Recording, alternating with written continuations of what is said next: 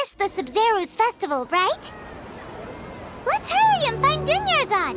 Paimon thinks she must be around the Grand Bazaar, since she showed us around there last time.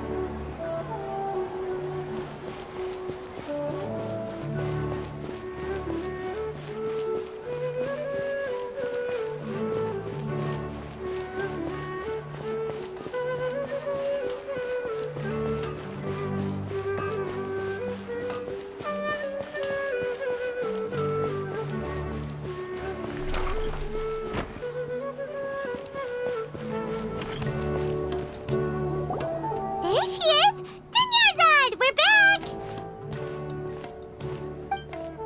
Just as promised, Traveler and Paimon. I'm so glad that you two came back to celebrate Lesser Lord Kusanali's birthday.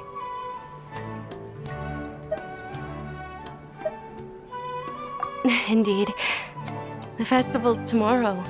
We've been preparing for so long that I can't help but feel a little nervous. There's no need to be nervous.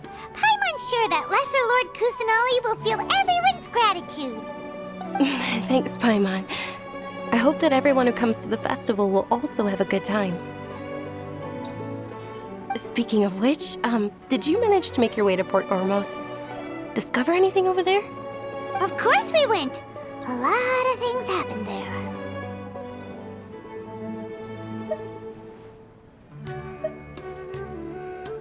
I see. Sounds like you two had another exciting adventure. If there is another chance, I would love to join. My lady, if you went to Port Ormos in your current state, we'd both be in for a lifetime of trouble. Dia! You were eavesdropping!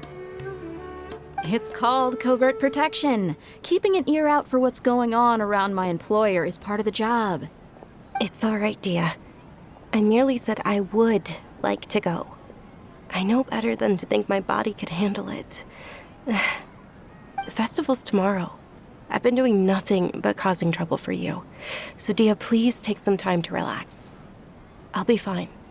Even when you put it that way, it still doesn't feel right. Don't worry, my guardian knight. Okay, fine, but only tonight. Tomorrow's a big day, and many no-good scumbags are gonna try to take advantage of that. Oh, you two must be exhausted from your long journey back to the city. My apologies for not realizing this sooner. I've already prepared a room for you to rest. Please follow me. Whoa, you're so thoughtful. Paimon's so ready.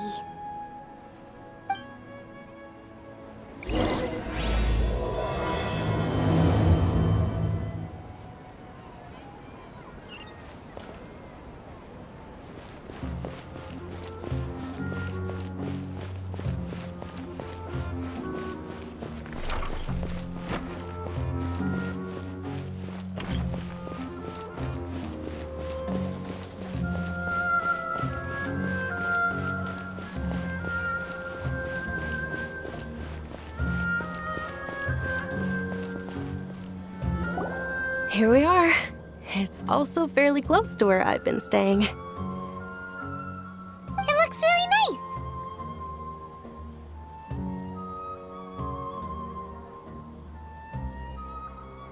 nice. Not at all. Just tell me more about your adventures when you next get the chance. That's Paimon's specialty. Paimon can tell you stories next time. Oh, if you don't mind, how about we all walk around together tomorrow? All of my friends will be working the festival, and Dia is still insisting on her covert protection. Yeah, it'll be pretty hard to relax and enjoy the festival if Dia's constantly hovering over you, right? Then let's meet at the nearby bazaar first thing tomorrow morning. Have a great night. It's a deal. Good night, Dunyarzad. I may be too excited to fall asleep tonight. See you tomorrow. Paimon's starting to really look forward to the Sabzeruz Festival too. Will there be lots of yummy food? Oh, no. Thinking about food is just gonna keep Paimon up all night. The earlier we sleep, the better. Let's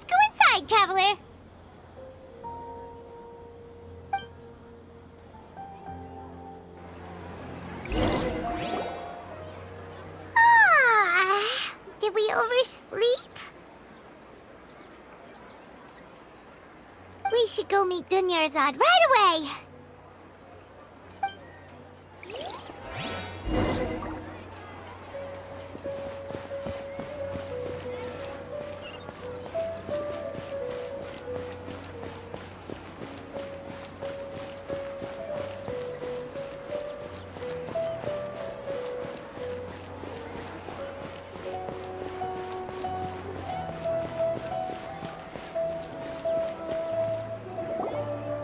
Traveler, Paimon, I've been waiting for you two. Good morning, Dunyarzad. We must have overslept a little bit.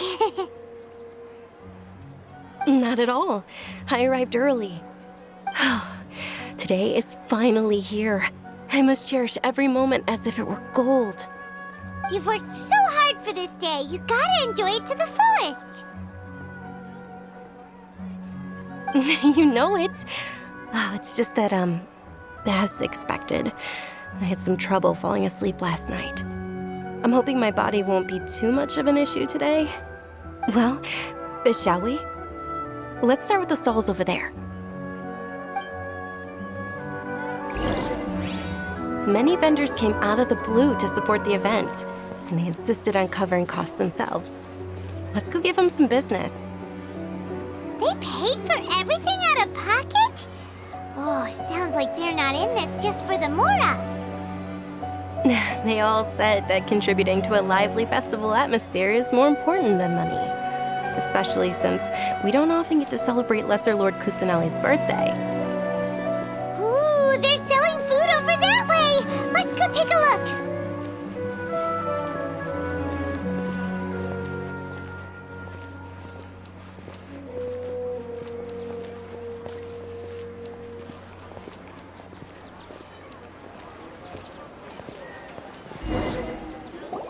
This is a stall offering foods from the Haftmewa feast.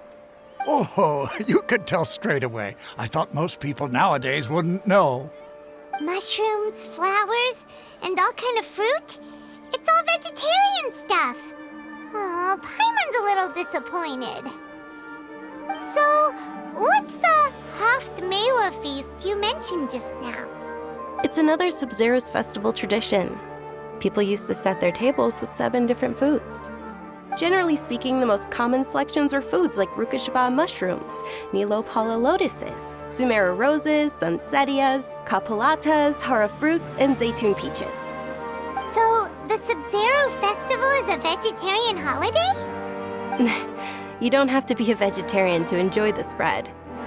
We just use the 7 foods to symbolize the 7 virtues of the Dendro Archon.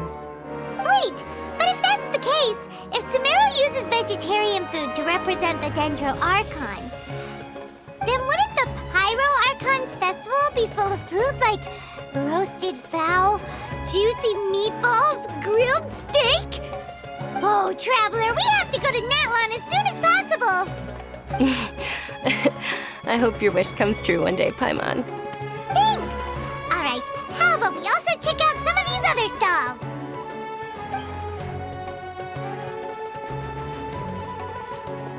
Dear customers, would you like to try your hand at alchemical divination? What's alchemical divination? Those two things sound like they'd be fun to try together. Right? I thought the same when I first heard about it. It is said to be a mysterious craft invented by none other than Lesser Lord Kusanali herself. So, how does it work? It's quite simple. After you give me any 2 alchemical reagents, I'll use them to perform a random transmutation. Sure sounds random. So random that it will probably fail. That is precisely what we need. After the transmutation fails, your one and only diviner here will interpret the remnants.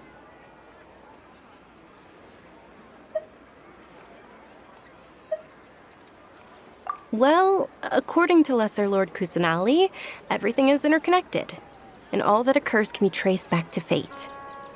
You could say this is a pearl of old wisdom. Why does everything sound so much more credible when Dunyarzad says it? Are you guys working together? So that's the true wisdom behind it. This young lady sure knows her stuff. So, how about it? Want to give it a try?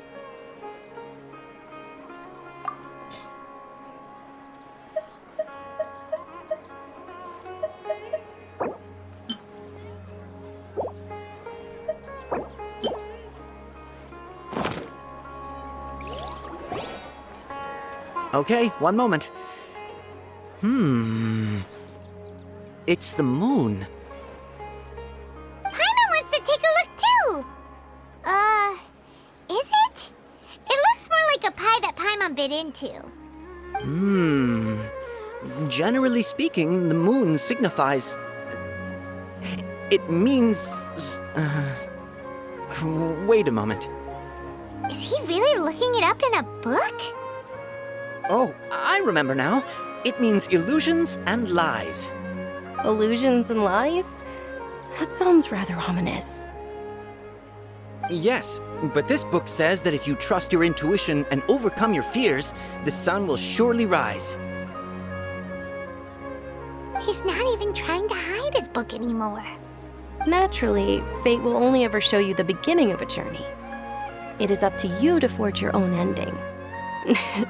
Oh, thank you so much. I'll keep that in mind. Oh, it's nothing. I'm just learning as I go. Guess that was still pretty interesting. Okay, on to the next stall. They say the Sabzeruz Festival was very lively a long, long time ago. Large flower carriages used to parade through the city. As they headed towards Port Ormos, people would throw flowers, candy, and liquor all along the way. Dunyarzad's eyes are sparkling right now. I wish I could have seen that spectacle. But if you ask me, I'm sure Nilu's Dance of Sabzeruz would be just as impressive.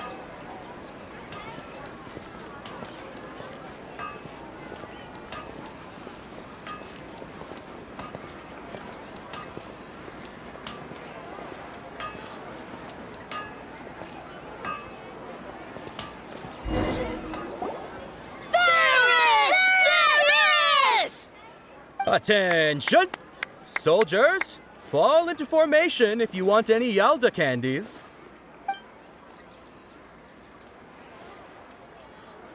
It's a weird guy with a weird hat. Hey, it's Dunyarzad! Wow! Miss Dunyarzad, the children love you even more than the Yalda candies. In the few short days it took to prepare for the Sabzeruz Festival, the children have all grown very fond of you.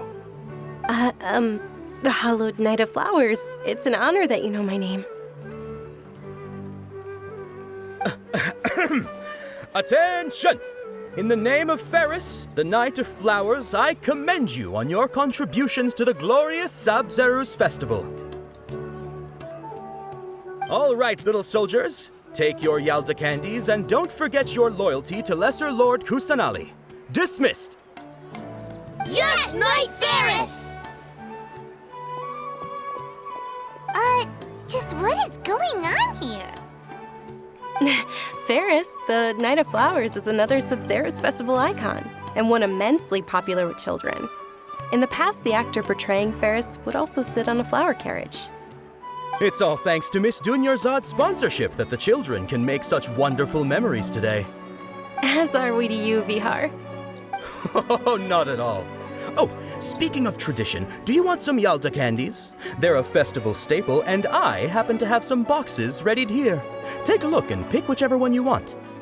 Whichever one, don't these boxes all look the same? That is the fun part.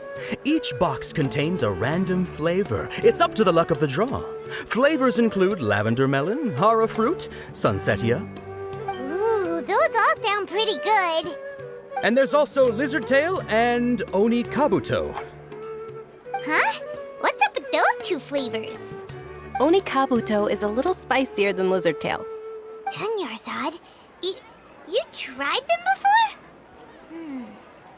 Traveler, help Paimon pick one. Paimon wants the Sunsetia flavor. It's all right. Paimon believes in you. I also believe in your intuition. Great! These boxes of candy are numbered 1 to 5 from left to right. Which one do you want?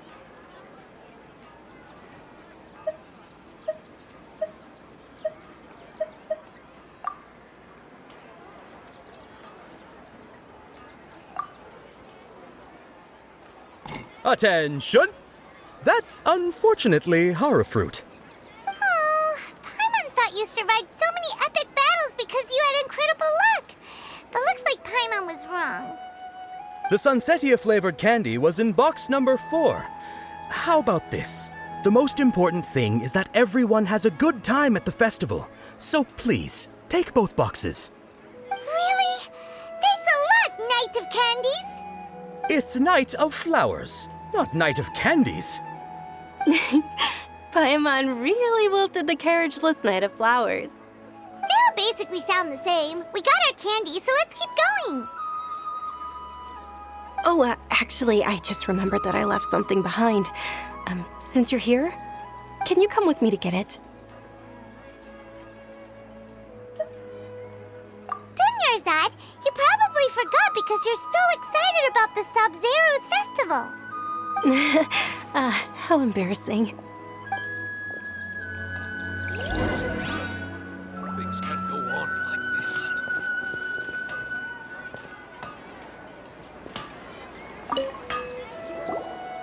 Attention, young soldiers! Are you here to join our ranks?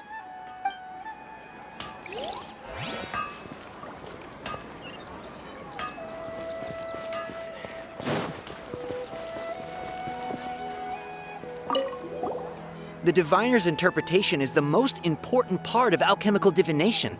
I just consulted the book to make sure you got the correct message.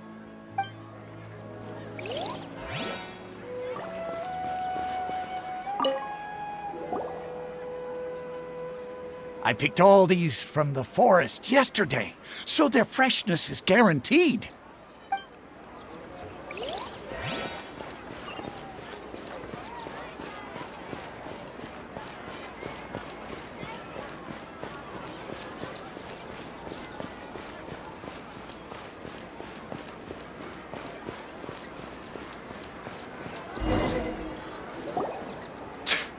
We're too late.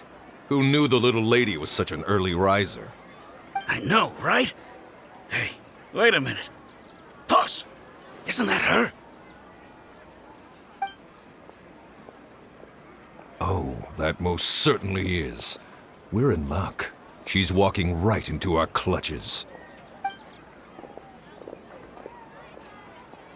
Those Eremites don't look like they're up to any good. Who are you? I don't believe the Homayanis hired you. That's right. We haven't received any of their mora, but I wonder how much the Homayanis would shell out to get you back. They're a gang of kidnappers! Traveler, hurry and protect Dunyarzad! Hey, did you scumbags even consider that the Homayanis might have hired a merc that outclasses you? You're Dia! Dia the Flame Mane! No wonder we mercs haven't heard anything about you for so long. You sold your unruly mane to the highest bidder. Don't speak so disrespectfully. My family started working with her as gratitude for her past kindness to us. Don't worry about it, my lady. Just some friendly banter between mercs. One punch and those rabid dogs will expose themselves for what they really are. Aren't your claws all dull by now? Don't get too cocky!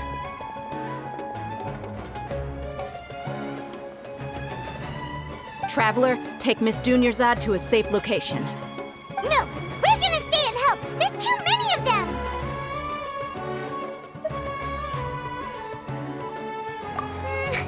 You're right. All right, fine. Please be careful, Dia. Don't waste your time worrying about me. This is my job. Look out for yourself. After I've wiped the floor with them, I'll go find you all.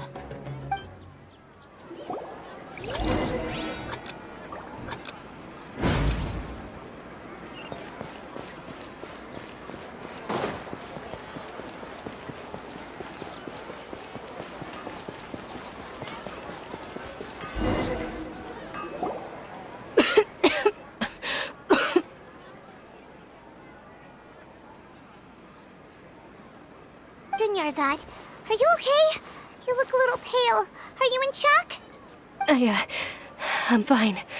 My body always reacts like this whenever I exert myself too much. You sure you're okay? I'll be fine after some rest. I'm more worried about Dia. After all, none of this would have happened if I hadn't insisted on coming out today.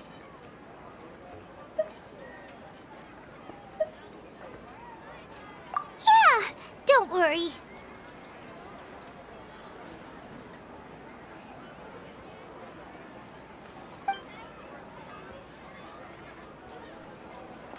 My lady, traveler, found ya. Dia! You took care of them so fast! Any more of them? Or rather, did anyone follow you? Dia, your arm! Oh, this? I'm fine. It's just a scratch. Normally, they wouldn't have been able to land a hit on me at all, but I'm still getting used to this new greatsword. Please, let me take a closer look. Come on, it's nothing. Us mercs aren't as fragile as you think. Hold on, you said something about a new greatsword. What happened to the one you were using before? About that. Well, I sold it, 'cause I was low on Mora. Stuff like this happens every now and then. It can't be. The anonymous donation that was used for the venue's final round of preparations?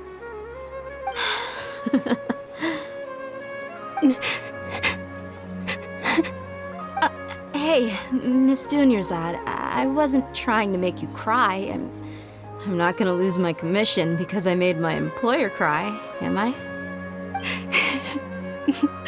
Okay, making your employer cry won't affect your commission, but selling your weapon without permission and getting hurt? I'll have to reevaluate your performance. You're so unreasonable, my lady. Thank you very much, Dia. Don't be like that. I get embarrassed really easily.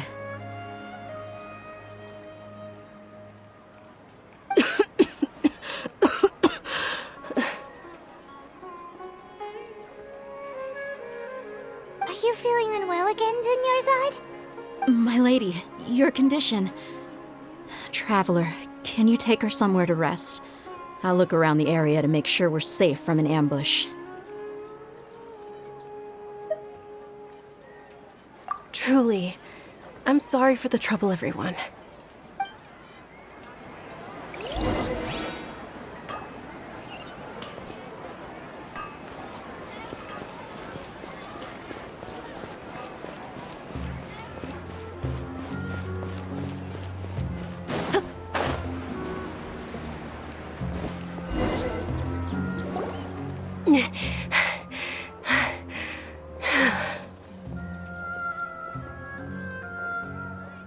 Are you feeling better, Dunyarzad? Yes, much better. Just give me a few moments and I'll be good to go.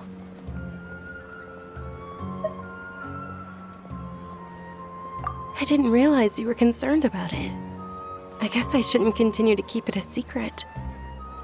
I was actually born with Elazar. It's terminal now. Can't believe it's Elazar! Oh, you've already heard of Elazar. In that case, you probably know about its severity. Sumeru's current medical advancements still haven't been able to find a cure. The disease's progression can only be delayed through environmental therapy. Dunyarzad. There's no need to be sad. I've always lived with Elazar and I came to terms with it a long time ago. Compared to the simple fact that I'm afflicted with this, its effects on my life have been much more painful. I know that my family loves me dearly. They've done all they can to provide the best environment for me so that I can live for that much longer. However, I know I will one day succumb to this. Did you know? Before I ran away from home this time, the world outside of my home didn't even know that I existed. Since I was a child, all I could do was sit on my bed and stare at everything outside of my window. I'm sure my family's worried and disappointed in me for running away, but I just didn't want to have any regrets. I wanted to meet other people. To me, there's nothing more beautiful than being able to meet and speak with others. Not to mention the incredible time spent preparing for the festival, the joy on everyone's faces here, and all the support I've received from friends like Dia. This way, when my final day does arrive, it will be less sorrowful. At the very least, many people will remember that I once existed in this world, right?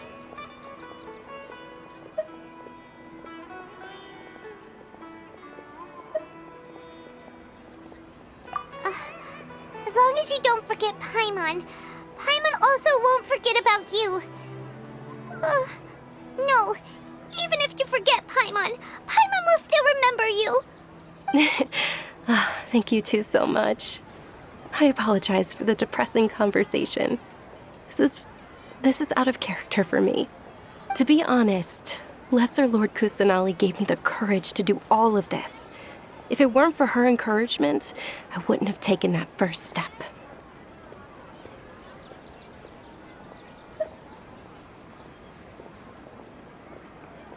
Thanks. There will always be frustrations in life, but I know that the point of living is not to leave behind any regrets. Oh, right. Isn't it almost time? Huh? Almost time for what? Isn't the Dance of Sabzeruz about to begin? It's the part of the festival that I've been looking forward to the most. Nilou will recreate that legendary scene with her most splendid dancing. And the Sabzeruz Festival will conclude amid everyone's applause and blessings. And with that, my wish will also... Then what are we waiting for? Let's go to the stage! Yeah, we should still make it in time.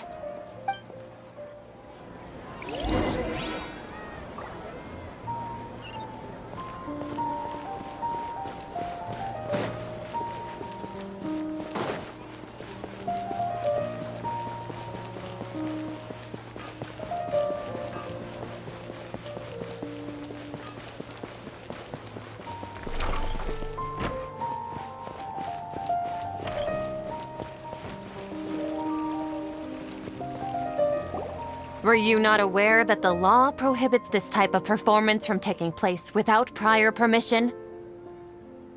Over there! Someone's yelling at Nilou! I think I just saw the Academia's Grand Sage. Why is he here in person? But the Dance of Sabzeruz is one of the key parts of the Sabzeruz Festival. If we can't perform it... The Sabzeruz Festival. The law also prohibits the private hosting of large-scale religious festivals. Only the Academia can host such an event. If you continue to resist, we will have to order an investigation into every single event organizer. The Grand Sage has already granted you much leniency. I advise that you exercise tact. How did things turn out like this? The Academia was originally responsible for the Sabzeruz Festival, but they failed this responsibility for many years. I need to speak with them.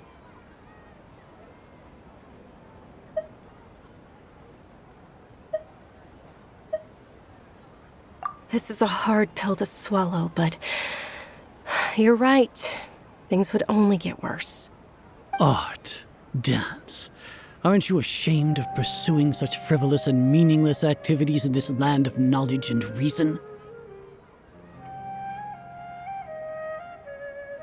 Our Archon created the utopia that is Sumeru City for all scholars who sought validity, verity, and truth, while people like you wish to defile it. No. I believe that our Archon never rejected the arts. Even the goddess of flowers dedicated a dance to her. With your lack of intellectual credentials, I do not believe you are qualified to debate with me. What you should be doing is finding workers to tear down this ridiculous eyesore.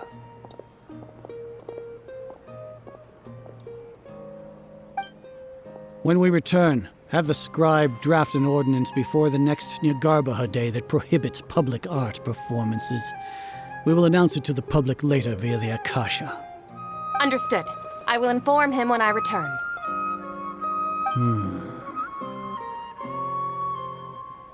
The Sabzeruz Festival. Go celebrate the birth of that god to your heart's content. Nilu, are you okay? Oh, Dunyarzad. You all saw that just now? The Grand Sage ordered us to stop the performance. Yeah. Let's go somewhere the Academia can't find us and perform there. But how do we let everyone know? And what about the atmosphere on the stage? Or we could get people to block them off so they can't interrupt the performance. No. They just threatened to investigate the organizers. If we were caught... Nilu, it's all right. Don't worry about it. But you've been looking forward to the Dance of Sabzeruz so much. And I know how important this festival is to you. I don't want you to have any regrets. It's okay. Seeing you care this much about my feelings is more than enough. It would be too risky to continue the Sabzeruz Festival at this point. I don't want to get everyone in trouble. If you say so. But you can sneak out for the next Sabzeruz Festival, right? We'll make sure the next one is a smashing success. The next one. Yes. Okay. It's a promise. It will be a smashing success. Paimon can't believe this is how things turned out. Those heartless geezers.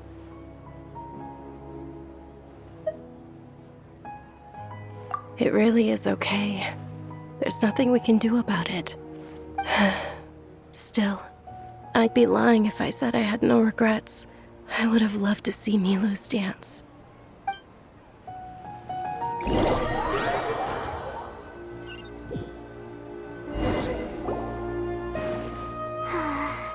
A lot happened today. It's a shame the festival ended the way it did. Nilu and Dunyarzad promised to make the next Sabzeruz Festival a success, but Dunyarzad is running out of time.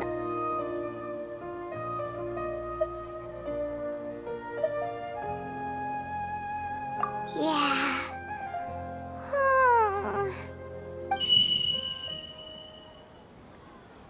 All connections have been secured to construct the most stable framework possible. The project has entered its most critical phase. Power has begun to flow from...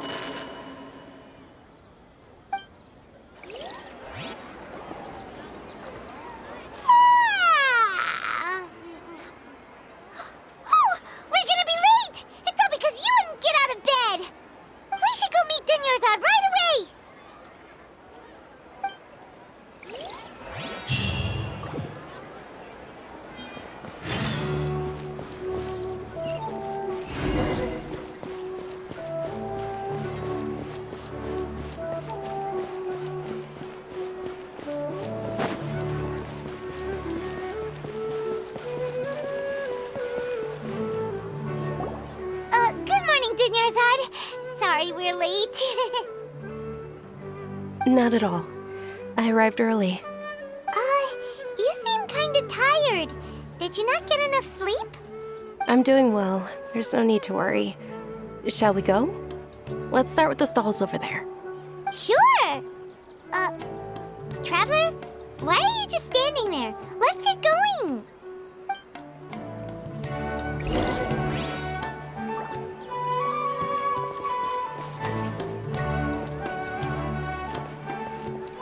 Ooh, they're selling food over that way! Let's go take a look!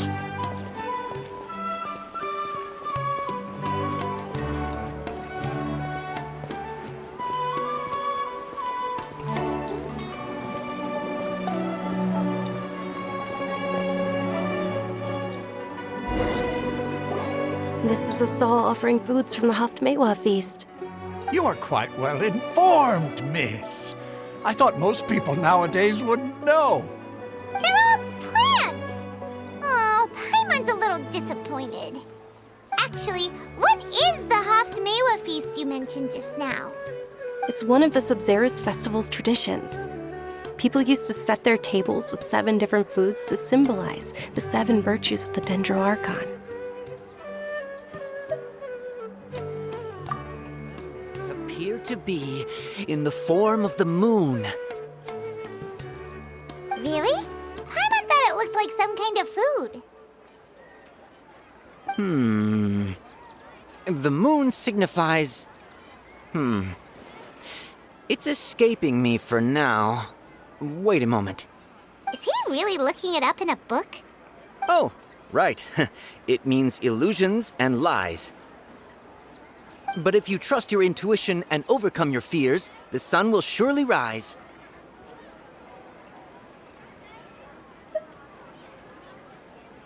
Understood. I'll keep that in mind. Oh, it's nothing. I'm just learning as I go. Guess that was still pretty interesting. Okay, on to the next stall. So, where to next?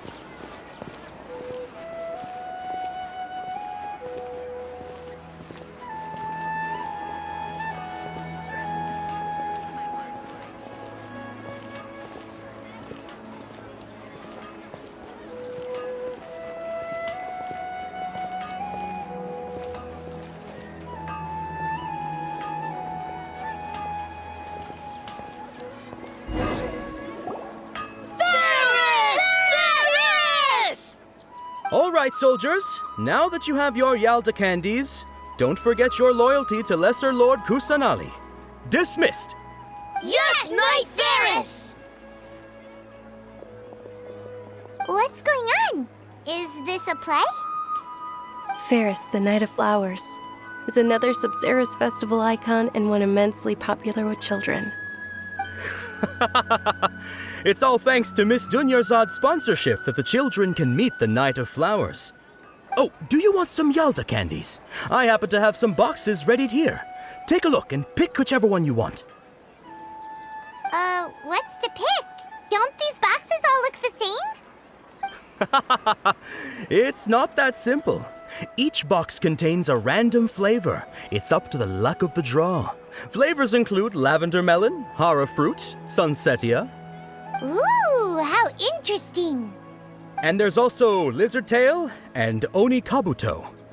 Ugh, why do those flavors even exist? Traveler, help Paimon pick one. Paimon wants to eat the sunsetia flavor. Great! These boxes of candy are numbered 1 to 5 from left to right. Which one do you want?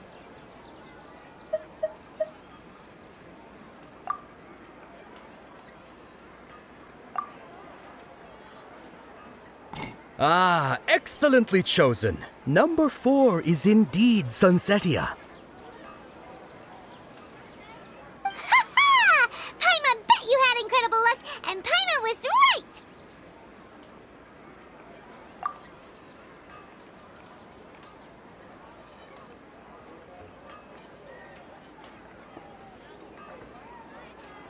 Huh? How's that possible? It's obviously random. Maybe we didn't sleep very well last night. Or maybe we slept too much.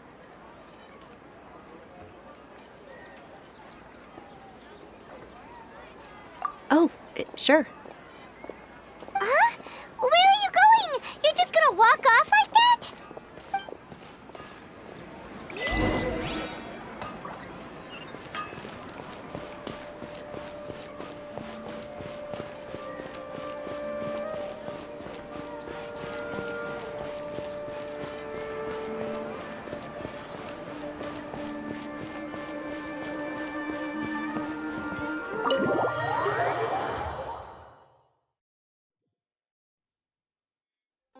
A feeling of deja vu?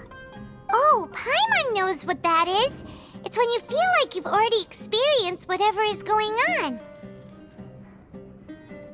In that case, Paimon also felt something like that today.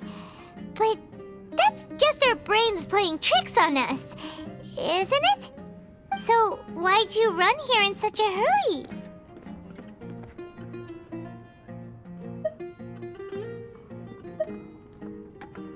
So that's it! You're intentionally doing things you usually wouldn't and seeing if you still get that same feeling of déjà vu. Welcome, you two! Are you here for lunch? What would you like to eat? Got it! You don't look like you're from these parts, but I gotta say, you've got good taste. I'll give this order to the kitchen. Charcoal-baked Angelina cake? Isn't it that burned thing that didn't look tasty at all? Oh, Paimon understands what you're trying to do now. You'd never normally order something like this.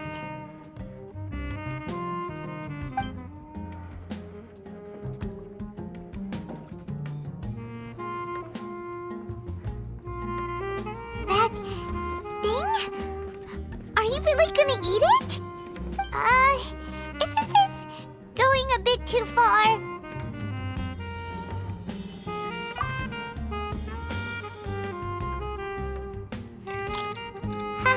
How was it? The look on your face is telling Paimon that it tasted awful. Then, you mean...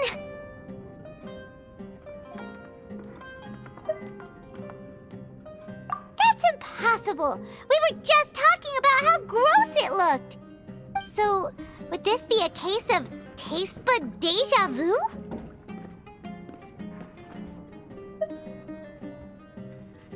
Paimon also gets the impression that we've been here many times, even though we aren't regulars.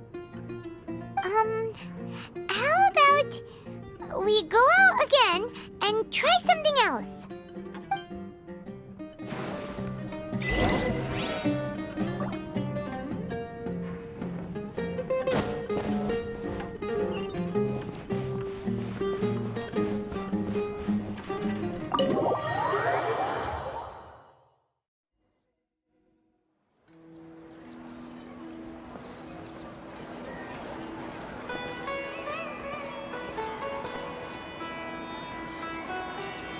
Hey, Dunyarzad is sitting by herself on that bench over there.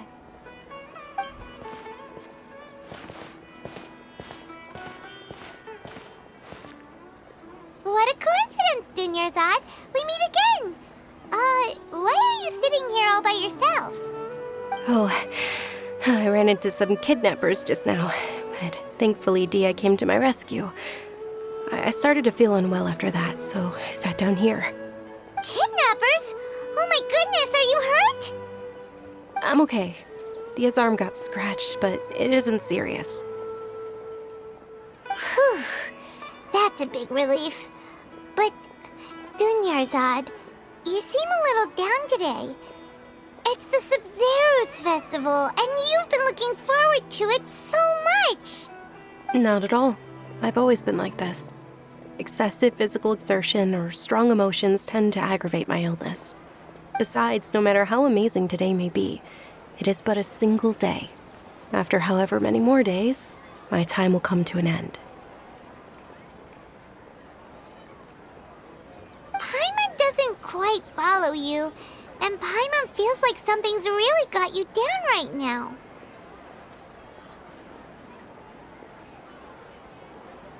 It really is fine. I don't mind.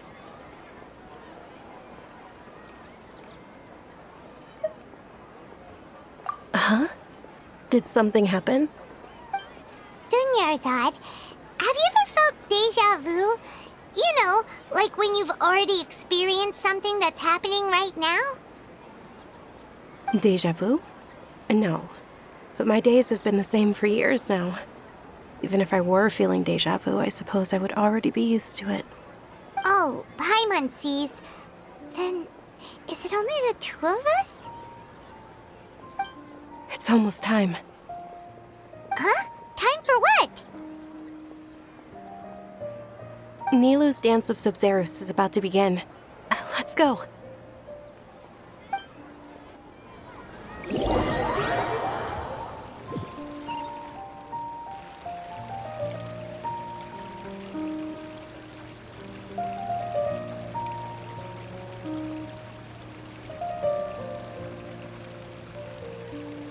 With your lack of intellectual credentials, I do not believe you are qualified to debate with me. What you should be doing is finding workers to tear down this ridiculous eyesore. When we return, have the scribe draft an ordinance before the next Nyagarbha Day that prohibits public art performances. We will publicly announce it later through the Akasha. Understood. I will inform him when I return. The Sabzeruz Festival. Go celebrate the birth of that god to your heart's content.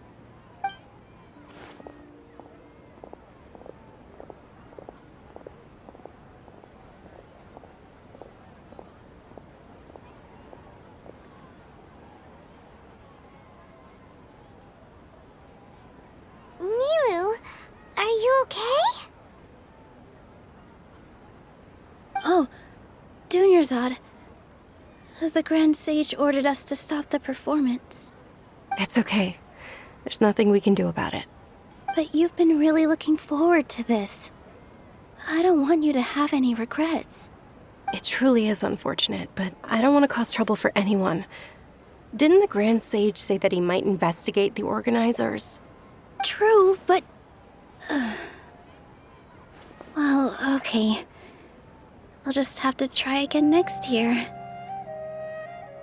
The next festival. I probably won't be around by then. Wait, what did you just say? No, nothing. I'll be heading back to rest. Thank you for your help, everyone. Paimon can't believe what those heartless geezers did!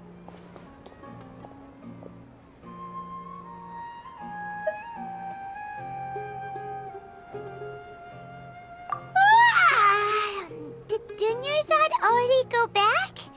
We should also return and get some sleep.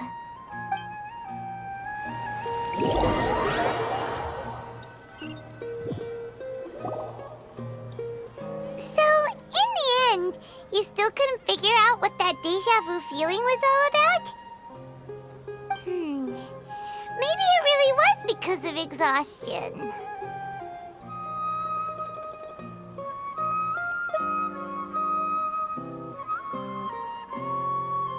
Same here. That's why Paimon stopped thinking about it halfway through the day. Then, how about we settle in and get a good night's sleep? For now, we can chalk things up to exhaustion. We can do more thinking tomorrow. Observing a modest drop in the output of jnana energy, but values still remain within normal parameters. Continue to monitor for variances in the data and find the cause as soon as possible.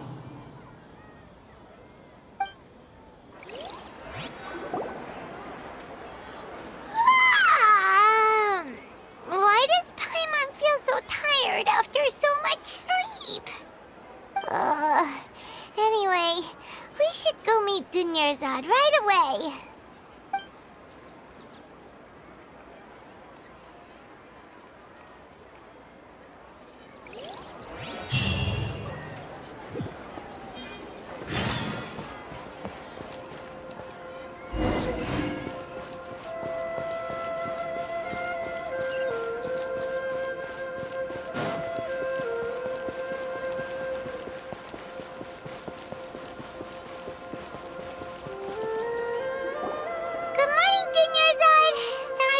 You waiting?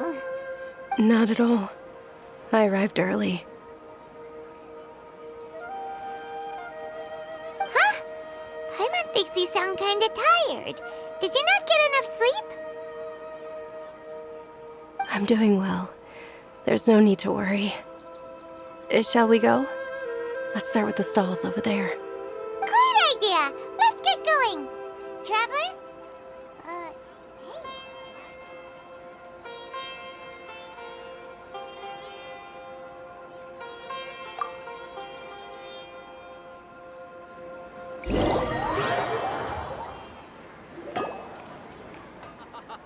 It's all thanks to Miss Dunyarzad's sponsorship that the children can enjoy the Sabzeruz Festival.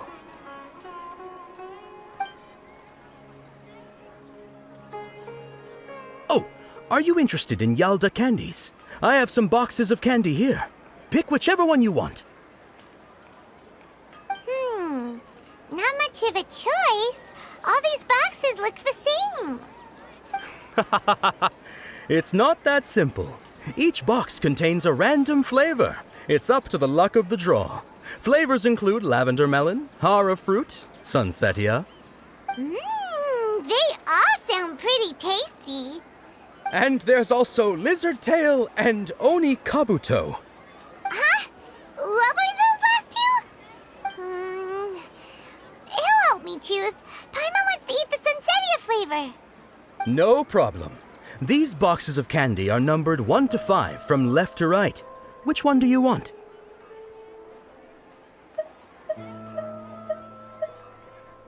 Oh, I like your confidence. No hesitation at all. Oh, congratulations! Number 4 is indeed Sunsetia.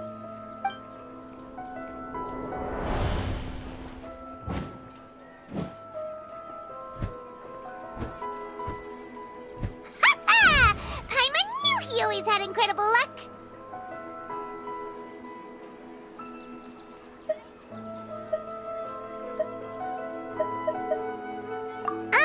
Paimon's not really interested in the other flavors. Wait. How did you know? Don't tell me that you already knew which flavor was in each box. What? He was right about all of them? That couldn't have been luck. How is this possible? I packed all those boxes this morning and they've been sealed ever since. You couldn't have known beforehand. Mind reading? X-ray vision? Or some kind of magic trick? This is way too freaky. Tell us what's going on. Since when did you get superpowers? Traveler?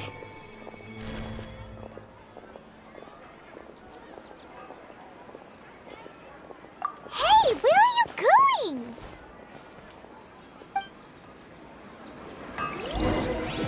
What's going on?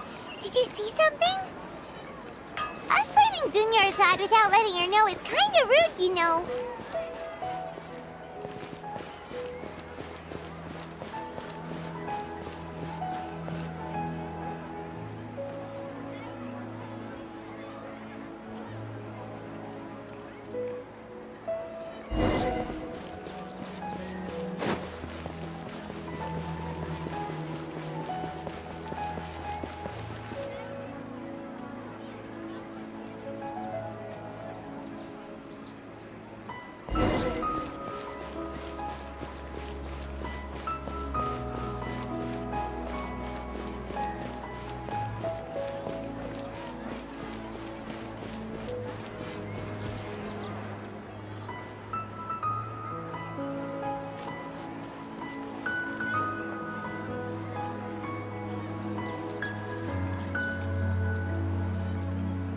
What are you looking for?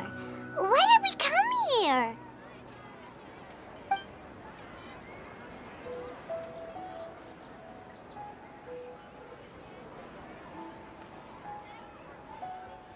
Traveler?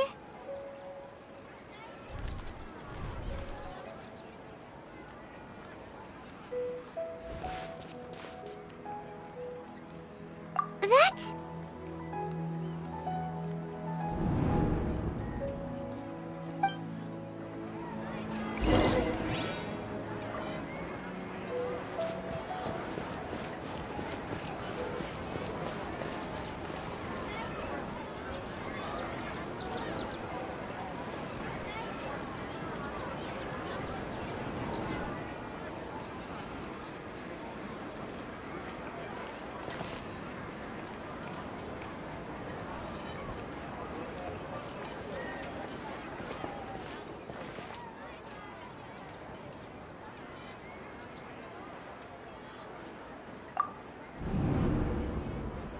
Look! That's... Isn't that Dunyarzad?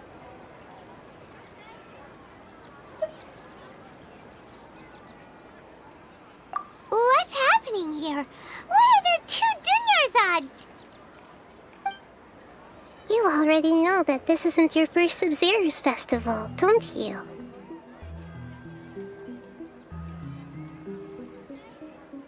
I'm sure you already know how to use this. A knowledge capsule? Where did you get it? What's inside? You should use it too, Paimon. You know Paimon?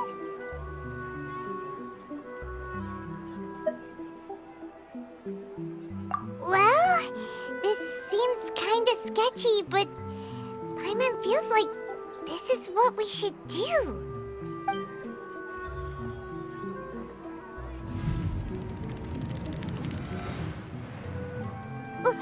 What the?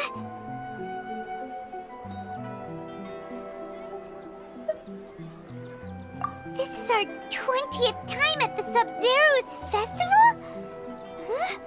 No. The 30th? 40th? Just how many times have we been to the Sabzeruz Festival? Have we been trapped in a single day? If it weren't for you, we wouldn't have even realized. What the heck was inside that knowledge capsule? Your memories are still scrambled? Try your best to remember. This isn't the first time we've met, and I answered that question a long time ago. Let Paimon think. Oh, it's coming back. Meeting you was the real catalyst for restoring our memories, and the knowledge capsule was just your means of showing our minds the way. What about everyone else? Why are you only helping the two of us? Your sense of deja vu is stronger than everyone else's, yes? As for an explanation, you two received the blessing of Dendro, and you also have special, sensitive constitutions. It was as if a single sheet of paper was separating those memories from your consciousness.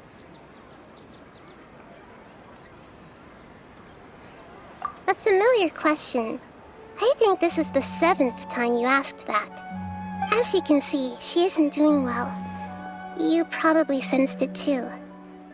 The Dunyarzad you were just with is different from the first Dunyarzad you met. That first Dunyarzad is in front of you right now, and she doesn't have a lot of time left.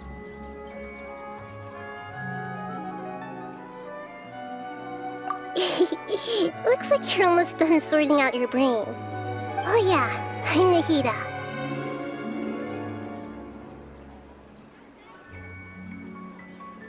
Good, you passed the test. What's happening? You can awaken our memories, and you seem like you know what's going on. Oh, wait, please don't tell Paimon even you don't know. Everything in this world runs in a loop. This cycle is called a Samsara. You, me, and everyone else are all stuck inside a one-day Samsara. As for the truth, that's on you to find out. If you were told the truth instead of discovering it yourselves, it would literally blow your minds. I don't know how you'd be after that. I can only give you surface-level help, like bits of information and subtle hints. For the rest of the time, I'll be doing all I can to slow down Dunyarzad's illness. She looks like she isn't doing well at all. Her illness gets worse after each Sabzeruz Festival. If we can break out of the Samsara, I might be able to save her. But as things are right now, she's just a small bird in the sky that's about to lose its last feathers. All I can do is raise a gale to delay her fall. You sure love to use weird analogies. Analogies are wonderful tools. They let you use existing knowledge to understand unfamiliar things. Okay, so, with what you know so far, what do you think the truth is?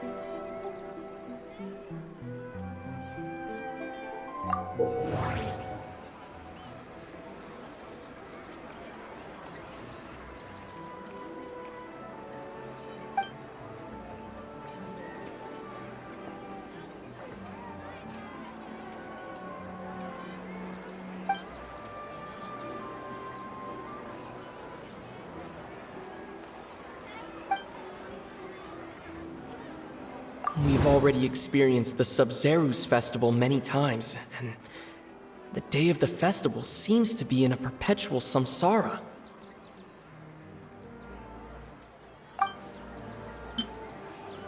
The Grand Sage said, "Go celebrate the birth of that god to your heart's content." Did he mean something more?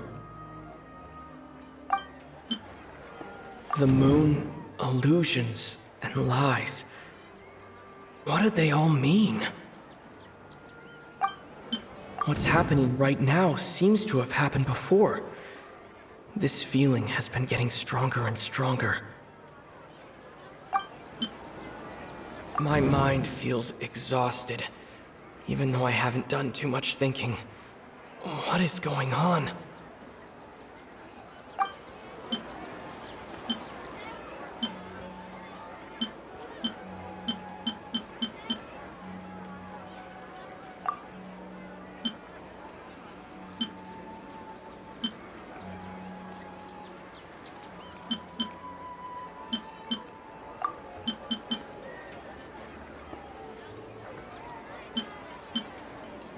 What's happening right now seems to have happened before. This...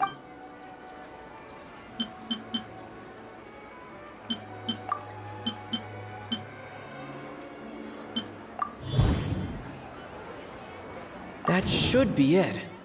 The flow of time is endlessly cycling within one single day.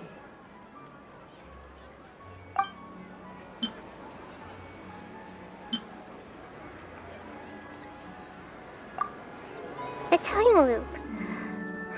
You've given similarly wrong answers in the past. A pity.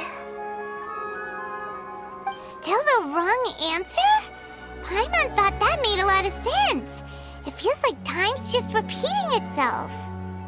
A simple time loop can't explain some of the phenomena. You two are still missing a lot of information. Unfortunately, I can't give you any more hints.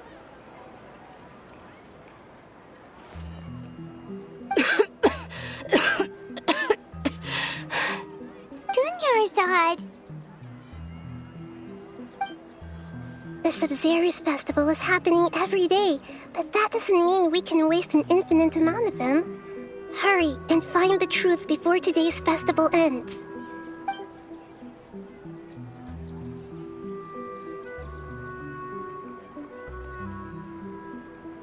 Let's think about our current situation.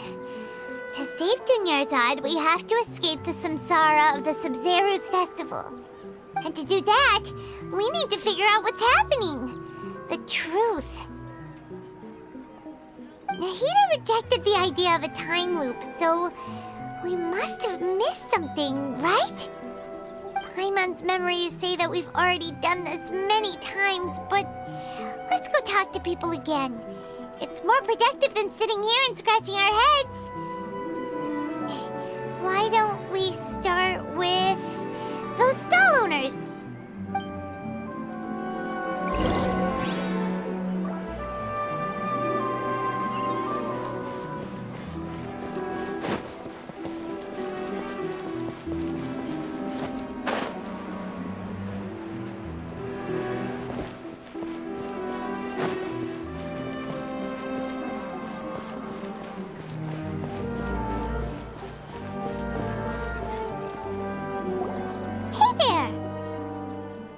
Hey, it's you guys again. Where's your cultured friend? She's feeling a little unwell. I see. Did you come back to buy something? I guarantee the freshness of my products. I harvested them from the forest just yesterday.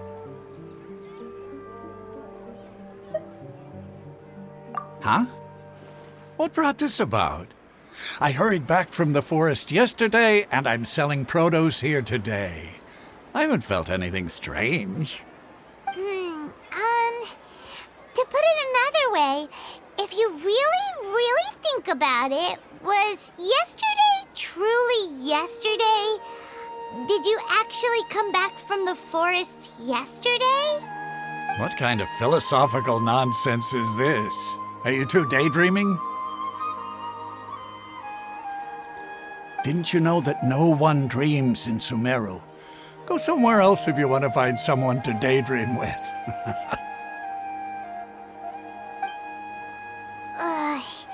He actually has a point. Is this a dream? Is everyone dreaming?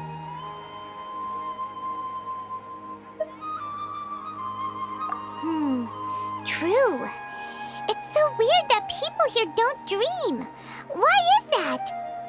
Anyway, if this all really were just a dream, we would have woken up a long time ago. Let's keep asking around.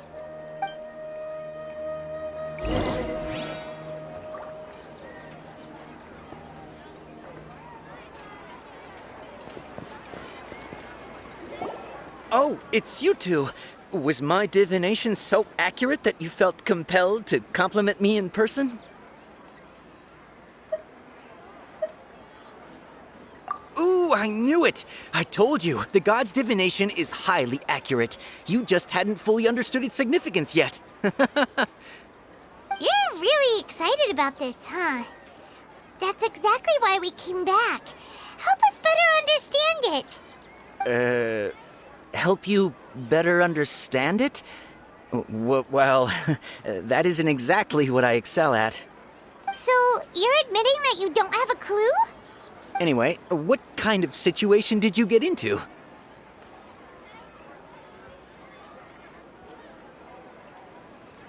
Huh? Hold on a second. I thought you guys just lost your wallet or fell for a scam. What you just said, are you serious? Does that kind of thing actually happen in real life? Paimon knew you weren't going to believe it. Marvelous. Truly marvelous. I believe you. Recall the interpretation of your divination. The moon, illusions, and lies. It really felt like an omen. When you say it like that, the divination does sound like it's related to what's going on. Can you read any more into it? I believe that the Archon's revelations are never more than vague hints. Anything more specific is beyond the reach of mere mortals. The book only says, if you trust your instincts and overcome your fears, the sun will surely rise. So that's how it is. Looks like fortune-telling is just fortune-telling. It's no good for practical problems. We haven't made any progress. Who else can we talk to? Paimon remembers that we tried talking to her a couple of times, but she always thinks we're playing pranks on her. You think she'll brush us off again?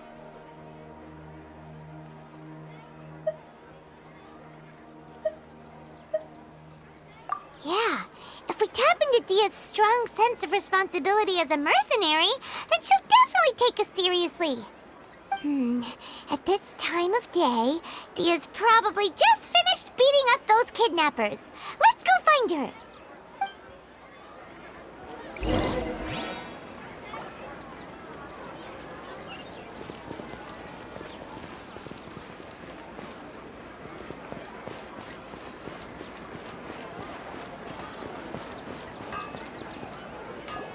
I'm fine, my lady. It's just a scratch. Perfect timing. Both of you are here. Paimon, Traveler, you came at just the right time. Listen, there was a dangerous Huh? You saw? Then why didn't you jump in earlier? If someone was protecting Miss Dunyarzad, I could've went all out. Anyway, can you do something for me? You want the Traveler to take Dunyarzad somewhere to rest up while you check to see if there's still any kidnappers around. Did Paimon get that right? How did you know what I was going to say? We need to say something convincing.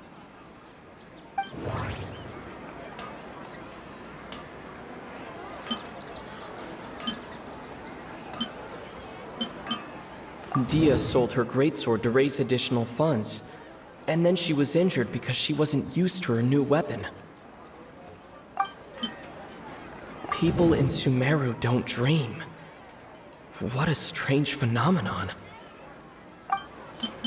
The moon, illusions, and lies.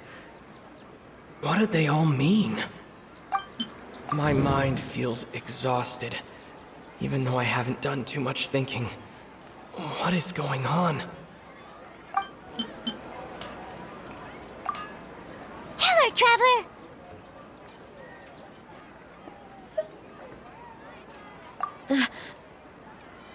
I didn't tell anyone about that. Including Miss Dunyarzad. You couldn't have known. And just now, you literally took the words right out of my mouth. What's going on? All right, so this is the situation.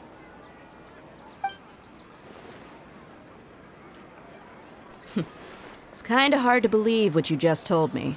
First, let me make something clear. Most of us desert dwellers might not be the scholarly type, but we do have basic common sense. She's quieter than usual, uninterested in anything, and really gloomy.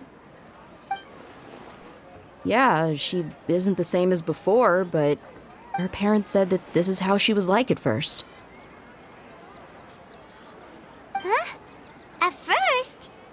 I don't quite understand what you're all talking about. I'll go rest on the bench over there. My lady, are you angry?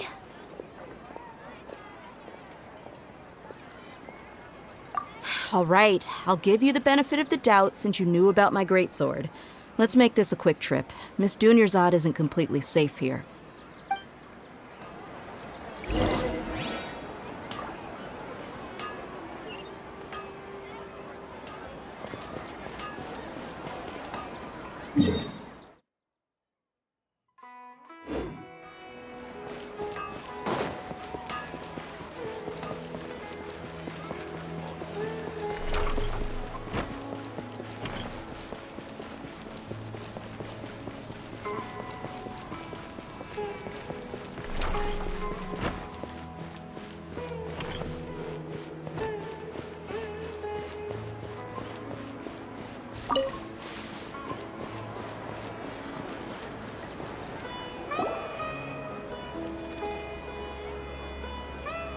Nahida! We brought a friend!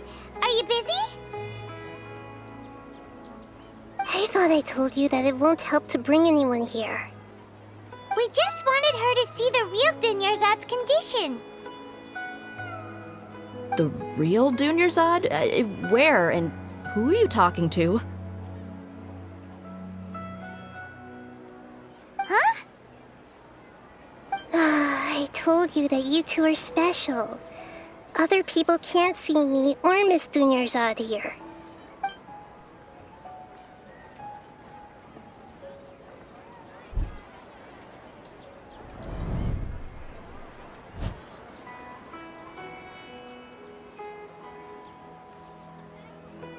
Hold on. Over there. Is that? Wow. How perceptive. Does she have invisible antennae? Miss Dunyarzad, she's lying down here, isn't she? How's she doing? Her condition's really bad, and she's basically in a coma. How did you know she was here? I can sense her aura. There are also lingering feelings of something like regret or disappointment. What happened? Do you believe us now? The Sabzeruz Festival has been repeating itself. So, you think the sages are behind this? Yeah, they've always been against us.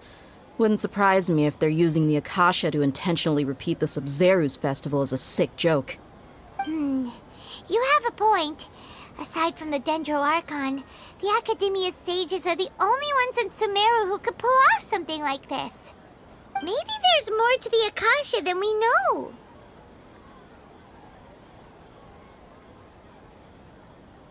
Right!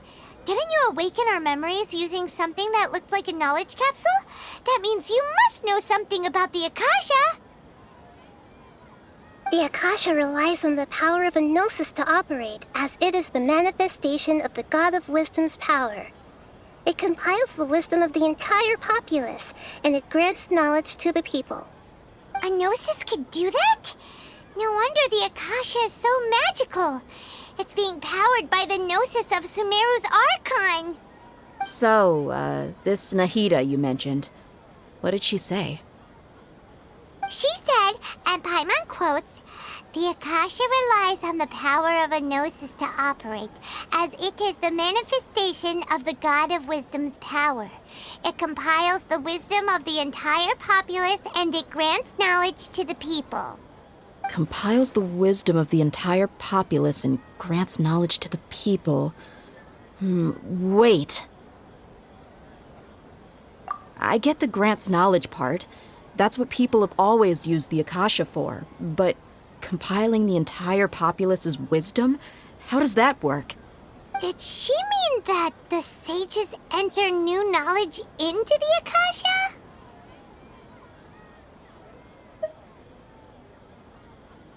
Oh, yeah. That sounds about right. What do you think?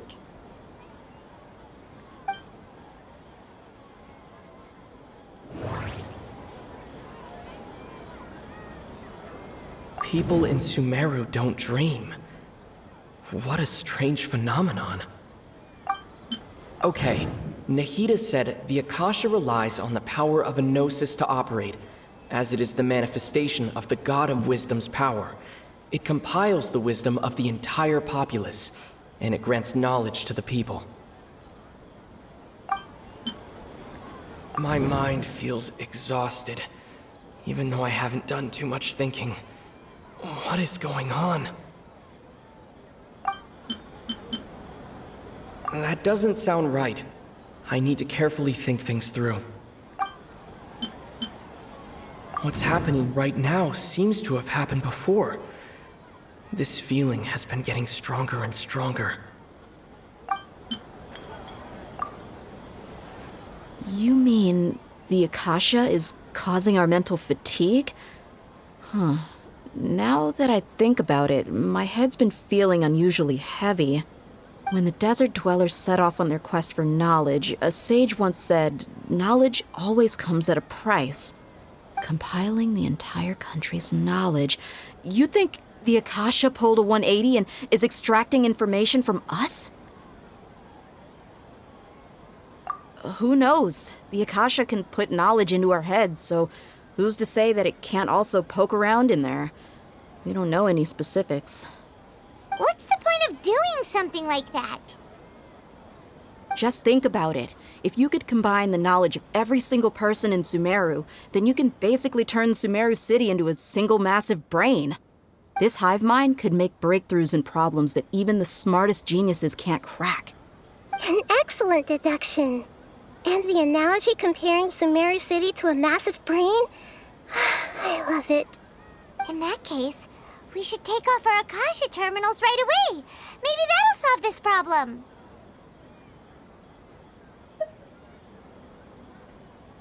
Yeah, I was only wearing this for show in the first place. Didn't expect the sages to cook up such a conspiracy. Mark my words, when this is over, I'm getting evidence and exposing this whole thing to the public.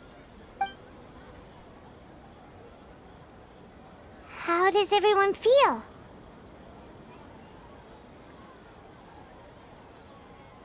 Huh? What is it?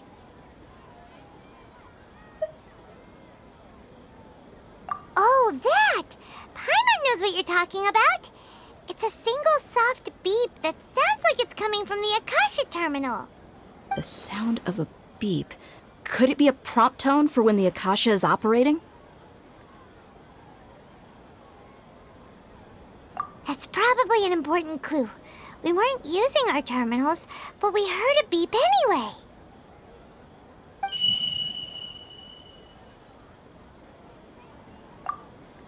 Traveler, did you hear that? I heard it too.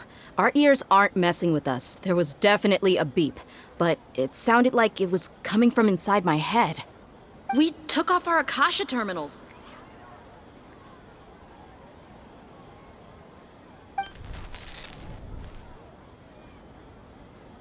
Phase runtime has exceeded its expected length. At this rate, there may be casualties.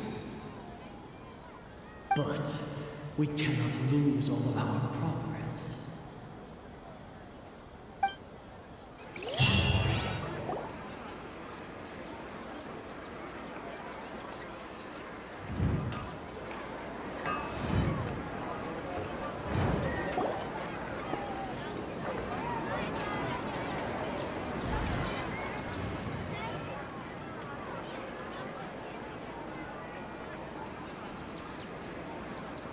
Paimon remembers everything! Good. You adapted quickly this time.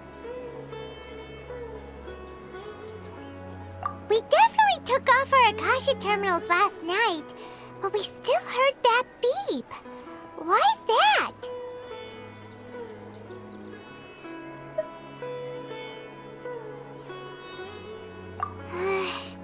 But now we can at least confirm one thing.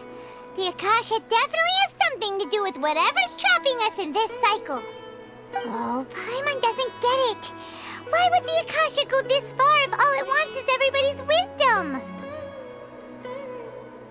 It's extremely difficult for lab rats in an experiment to understand why they're being treated the way they are. If we're lab rats, then what are you? Nahida, you've never told us anything about yourself. I guess I'm the moon. The moon? Wasn't that the result of our divination? Anyway, knowing who I am won't help you get closer to the truth, so you should focus on other things. Don't get distracted and miss any clues. Okay then. Dia helped us a lot yesterday, so let's go find her. If Paimon's reading the time correctly, those kidnappers should be showing up soon.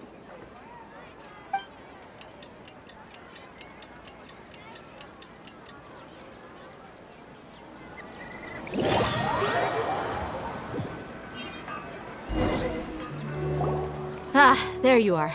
I've already taken care of those kidnappers. My lady, did you get hurt?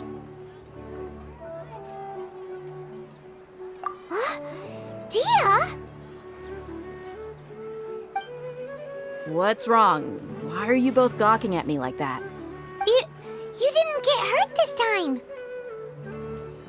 Huh? What do you mean this time? Why are you so surprised that I managed to get out unscathed? Those kids were amateurs.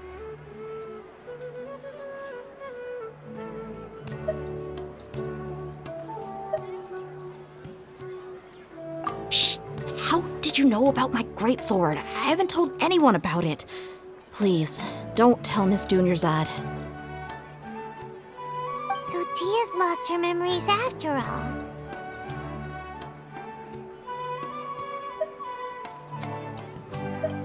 Anything strange? You already know that I got a new greatsword.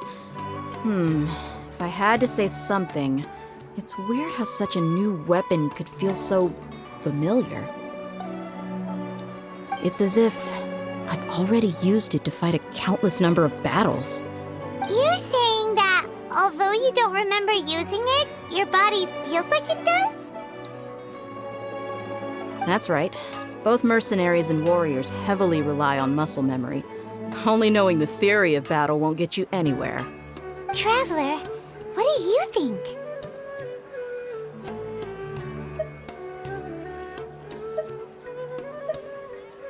Yeah, Paimon's feeling really hopeful.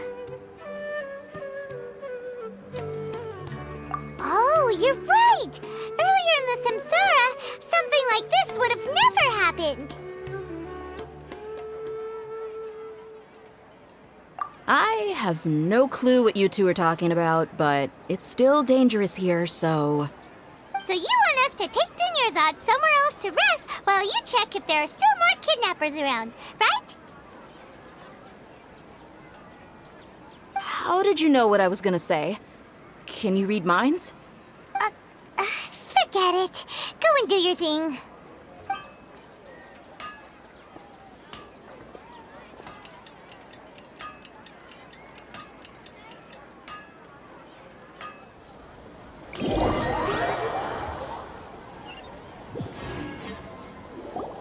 Whew. It's finally nighttime. Aside from Dia not getting injured, everything seems to have stayed the same. Listen, Nahida, we found out that Dia got out just fine today, even though she got injured every other time she fought the kidnappers. Do you think the Samsara has been broken? Have we saved Dunyarzad? Really? Good job on all that progress. Get some good sleep tonight. Hey, what kind of an answer is that? Tomorrow will come. Everyone assumes this is common knowledge, but the only way you can know that for sure is if you experience tomorrow. How many todays has it been? Is it possible that today will be followed by yesterday? Does tomorrow truly exist as anything beyond a made-up concept? It's even possible that this entire world is a lie, and the history of the whole world has just been one endless Sabzeruz Festival. Okay, no more. Paimon's brain is already shut down. That's why it makes no sense to waste your energy thinking about things you will learn tomorrow. Get some good rest. You know, use the bathroom and flush your anxiety dookie away. Huh? Hold on, what did you just say? Did Paimon hear you correctly? Huh? People always say they feel a sense of relief after they take a duk-duk. That's why I suggested you could try that. Is that so strange? It's so strange and so against common sense that Paimon's at a loss for words. You were sounding kind of smart just a minute ago. Yeah, even though it's happy and lively at the Sabzeruz Festival every day, it feels like it's been a long time since we've really gotten to relax. Let's go back to our room. Continue the harvest. Compared to what we stand to achieve, these sacrifices are trivial.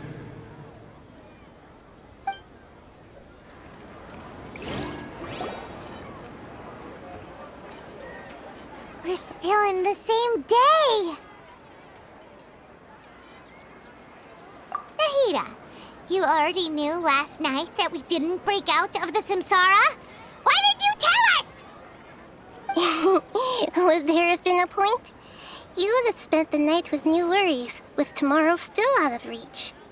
In that case, you might as well rest within that brief moment of hope. An opportunity like that doesn't come by often, and I thought it might help you clear your minds. Paimon thought that Duke did that! Whatever. Guess you were looking out for us after all. Of course. In the time we've been together, you two have been everything to me. Paimon's flattered and everything, but maybe you're taking things a little fast.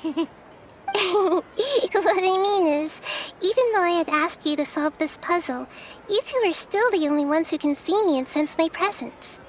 In other words, if you weren't here, I may as well not exist. That's why you two have been everything to me. Get it? Nahida's talking about confusing stuff again. Anyway, that's enough chit-chat. So, Traveler, did the new clues yesterday help you gain a new understanding of the situation? Huh? Why are you scrapping your previous theory?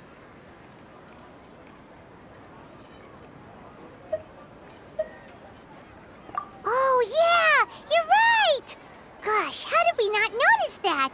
In a simple time loop, people's physical conditions should also reset. So, what's your new hypothesis?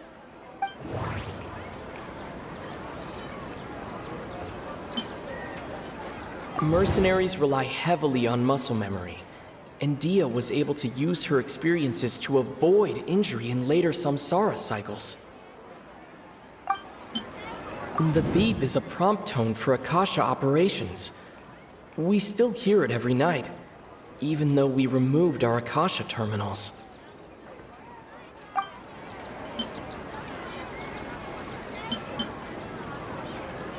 Okay, Nahida said the Akasha relies on the power of a gnosis to operate, as it is the manifestation of the God of Wisdom's power.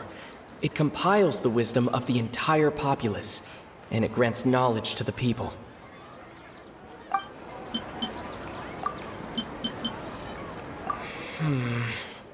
I can't seem to cohesively piece everything together.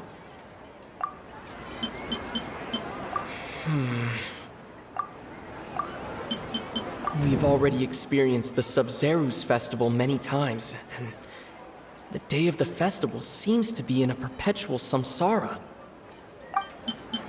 The moon, illusions, and lies. What do they all mean?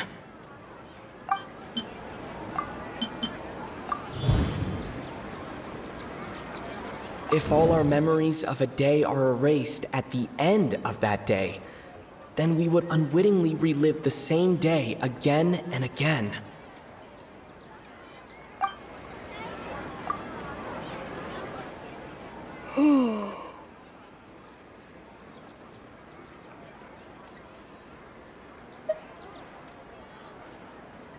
Oh! Then the beep we hear every night could just be indicating the deletion of our memories! That's why, when we wake up, everyone thinks the Sabzeruz Festival hasn't happened yet. It's already the next day, but everyone still thinks it's the day before. But muscle memory can't be erased. That's why Dia has been getting better at using her greatsword. Now everything makes sense! A brilliant deduction. Nahida, tell us if we're right or wrong. To put it simply, it's as if you've mistaken a pyro crystal fly for a firefly in the night.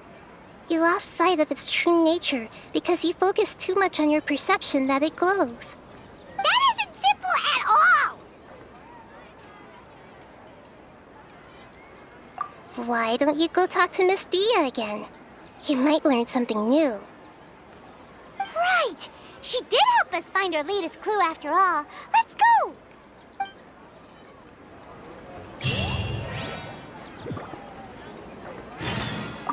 We don't have many more festivals to waste.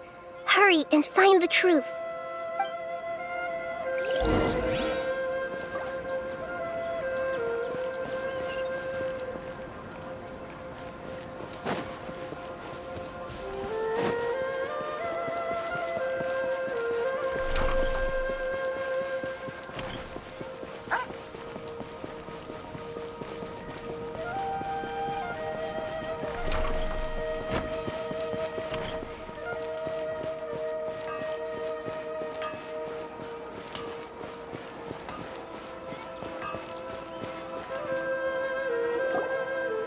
There you are. Really took me a while to find you. As expected, Dia also didn't get hurt today. Get hurt? Why would I? Don't underestimate me. Well, you're still getting used to your new greatsword. Huh. Truth be told, I also think it's pretty strange. It just suddenly felt so familiar in my hands and... wait a second! How did you know I got a new greatsword to begin with? I didn't tell anyone about it. Traveler, could you explain the situation to her today? Paimon's gotten a little sick of doing it.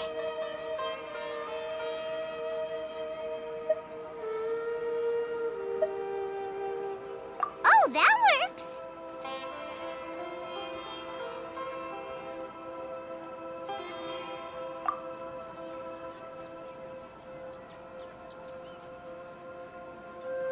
What happened to you guys while I was gone? Did you get brainwashed by some cult? Don't think too hard about it. Just take what we're saying at face value. All right then, let me get this straight. You're telling me that my body's already gotten used to this great sword, but my brain just doesn't remember it? Yes, your memory's being erased every day. Then I'd have to disagree. That's impossible. Oh? Why do you think that? If we've actually been reliving the Sabzeruz Festival day after day, then what happened to the things we used, the money we spent, the food we ate? Common sense says my wallet should have emptied itself a long time ago. There's no way I wouldn't have noticed that.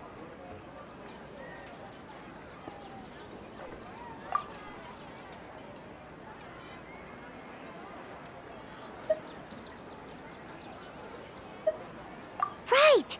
They could use the Akasha to record what everyone did that day, and then use the city's resources to replenish everything! It's not very likely, but it's also not impossible. No, it is impossible. I've got proof. You have proof? Where? You two are surprisingly serious about this nonsensical discussion. Fine, I'll play along for a little longer. Come with me, Miss Dunyarzad. Please come along as well.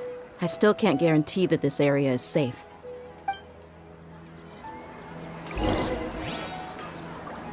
Paimon can't believe it's Dia who wants to show us something this time. 2 days ago, we were the ones taking her to see Dunyarzad.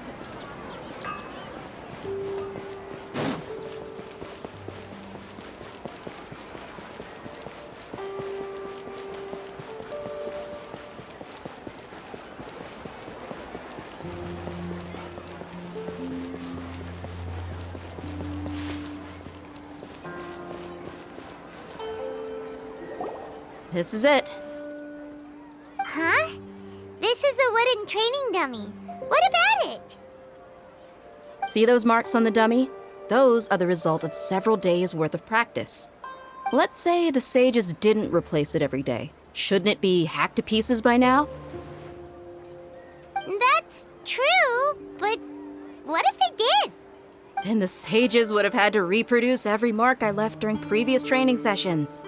I'm a professional fighter. My martial school has always emphasized the importance of refined control. The force, angle, and entry point of each strike is calculated and deliberate. That's why I remember every mark on the dummy, as well as my state of mind as I made each strike. It's just as they say, each swordsman has their own unique style, and even the same swordsman can't make the same cut twice. It would be impossible to copy these marks. Is it really impossible? What if they used some fancy machine to carve every single mark? People often say that a camera's photo can never replace an artist's painting because the former has no spirit to it. The same thing applies here. At a mere glance, I can differentiate carved marks from the results of combat training. Whew, I hope that cleared things up for you. Hey, is this that new brain-exercise game that's been super popular with the scholars lately? It's surprisingly fun. Anyway, it's getting late. I should escort Miss Dunyarzad to Nilu's stage. See you later. Well, back to square one. Is our memory deletion theory also wrong? But at least we've reached some other conclusions in the meantime.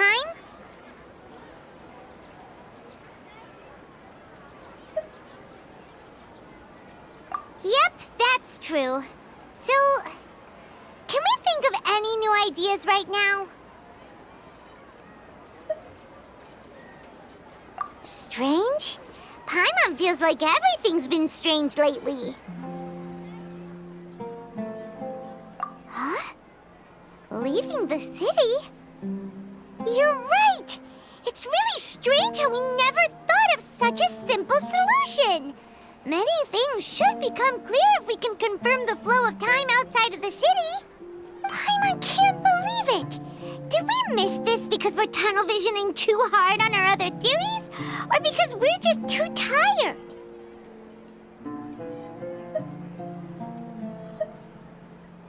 How about we go back and ask Nahida? Maybe we've forgotten something about leaving the city.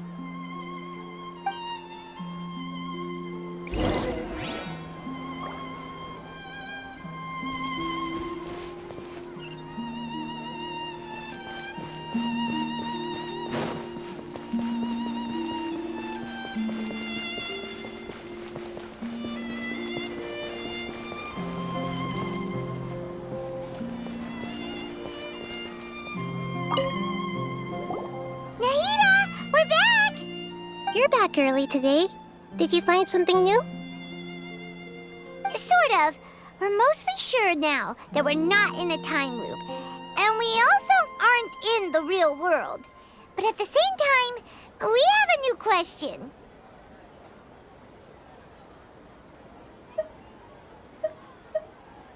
Leaving the city. As far as I remember, you've mentioned your plans to do that twice before. We did? But we don't remember anything. What happened after we talked about those plans? What did we say when we got back? Let me think. I don't think you ever actually told me what the outcome was. Oh, it's probably more accurate to say that both times you never came back the whole night. But you two sometimes stay out the entire night anyway, so at the time, I didn't think too much about it. It is true that sometimes we lose track of time during our investigations. Before we know it, it'll already be the next day. But still, neither of us remember anything about leaving town. Really? That's kinda strange. In theory, I should have already awakened all your memories. Yep, something here's definitely fishy. Let's get to the bottom of this tomorrow.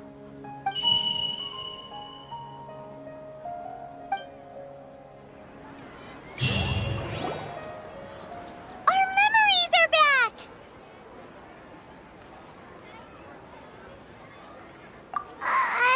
About that.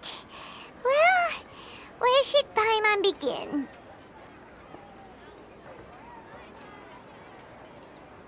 Traveler, aside from your memories that were just restored, I have another message for you. Listen to it and you'll understand. Can't go back. There are countless spaces here. Our Sabzeruz Festival in Sumeru City is just one of them. Traveler, you should be missing 2 days' worth of memories. Paimon will fill you in. It's time to carry out our plan from yesterday. Okay, let's go!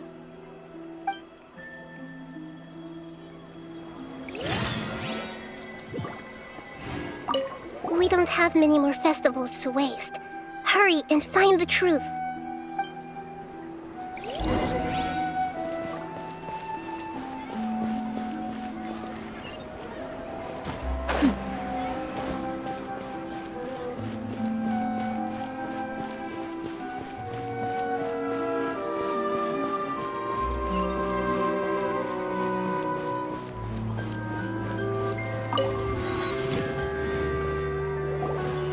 Why can't we leave the city?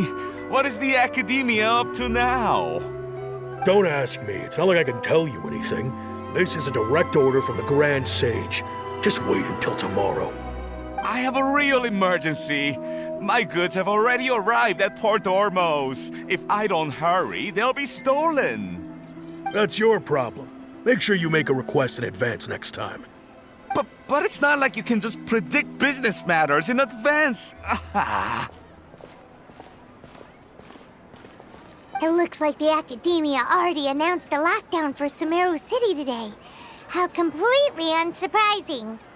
Let's go and question them. Hello, sir. Why can't we leave the city today?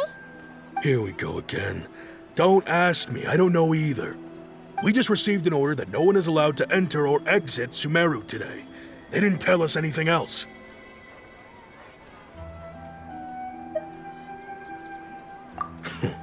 Angering me won't get you anywhere. If I had that kind of insider info, I would have left this stupid post long ago. It looks like he really doesn't know. If we can't get anything out of him, let's take matters into our own hands. Why don't we climb over the walls? Those guards can't be everywhere at once. This is a good spot, and the guard hasn't noticed us at all. Let's hurry!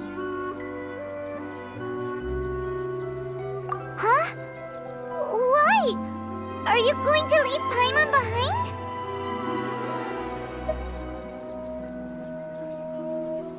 But what if things get really weird out there and you get into some trouble? Then Paimon won't be able to help you. Oh, Paimon knows that Paimon can't do much, but we've always been together, haven't we?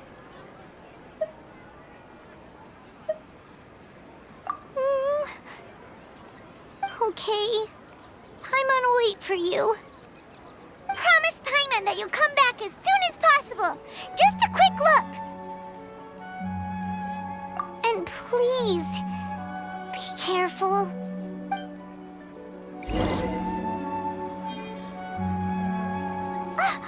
Memories!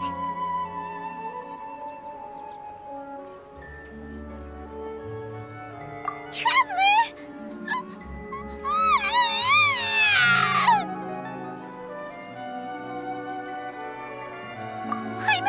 Paimon would never see you again! You just disappeared! Paimon waited for you for hours and hours at the city wall and you never came back! You promised Paimon that you were only taking a quick look! Paimon, calm down. He's here now.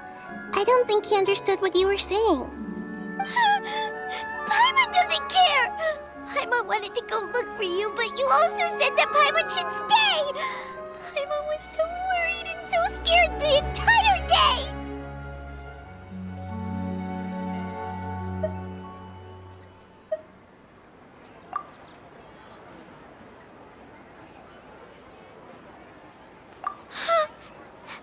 Okay. Paimon will forgive you.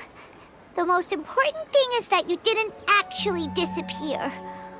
Oh, Paimon was so scared that you had gone into another world. Okay, Paimon, can you tell us your perspective of what really happened yesterday? I see. Using two people's different perspectives. After that, you left the city. Paimon kept her eyes on you the whole time, but then you disappeared in an instant.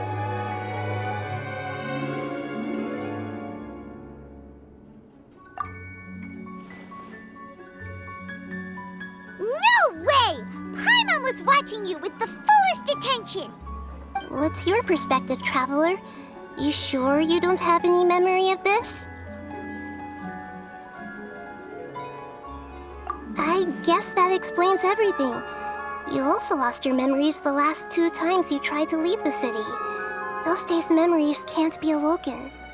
So, if we leave the city, our memories will be completely erased?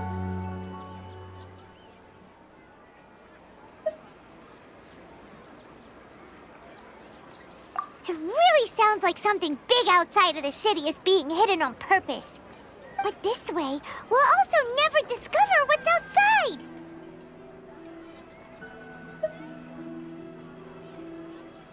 Something like a message? But how can we send it back? Don't look at me like that. I'm not used to being stared at. Well... Okay. You want something that can pass on messages, right? Give me some time and take care of Dunyarzad for me. Yep, now we're talking!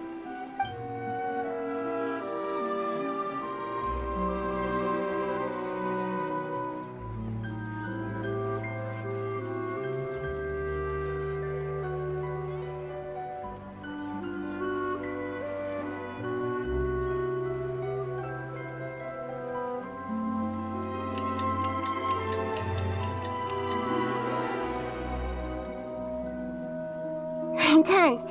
Here you go. What? Isn't this just an Akasha terminal?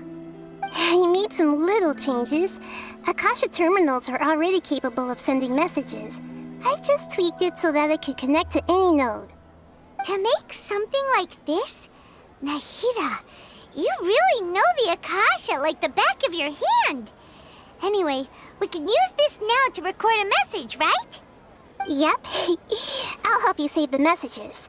It should be pretty easy to use. I just can't guarantee the user's status and signal coverage when they're outside the city. We'll never know until we try. At least we're taking the initiative now. Let's go then. Let's expose those sages. All right. Paimon isn't as worried about being separated since it happened once yesterday. But Paimon still isn't happy about it. Okay, see you tomorrow, Traveler! That covers everything that's happened so far.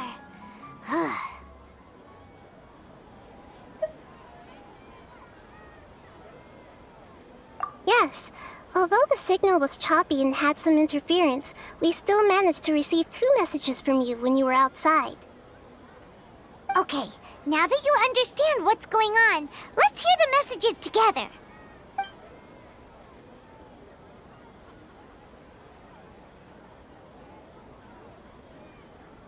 Can't go back. There are countless spaces here. Our Sabzeruz Festival in Sumeru City is just one of them.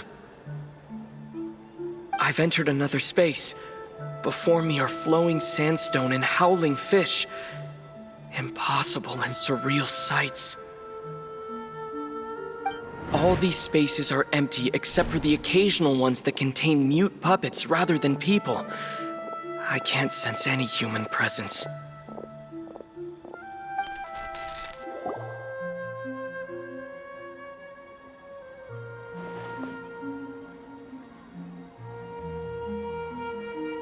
That's one heck of an info dump. It sounds like you left the Sumeru city space when you set foot outside of the walls. But everything looked completely normal when Paimon was looking out from the inside. That's unbelievable.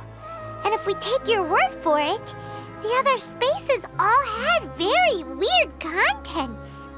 There's another part here. We only received it last night. These spaces have been disappearing one after the other, absorbed by something like a sun in the sky. And now, even the final space has also disappeared. Behind me, a lot of spaces just appeared again from thin air. I get it now! Those spaces are actually...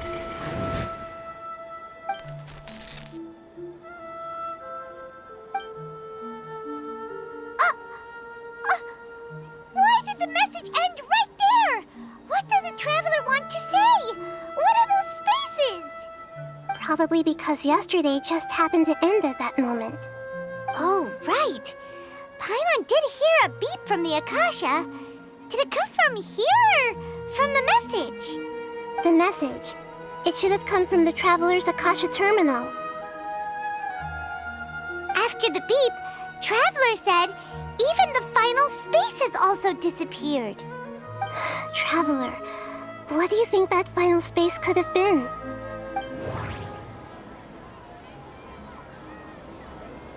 All the bizarre spaces I saw outside the city had one thing in common: a lack of human presence. Was that space actually the real world? But wouldn't a real space just randomly disappearing like that be catastrophic? My impression is that each day in this samsara only ends at the sound of that beep from the Akasha. That doesn't sound right. That doesn't sound right.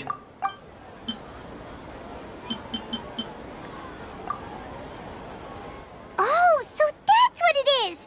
After the sound of the beep, the final space, the Sabzeruz Festival, also disappears, and we're taken to the next day.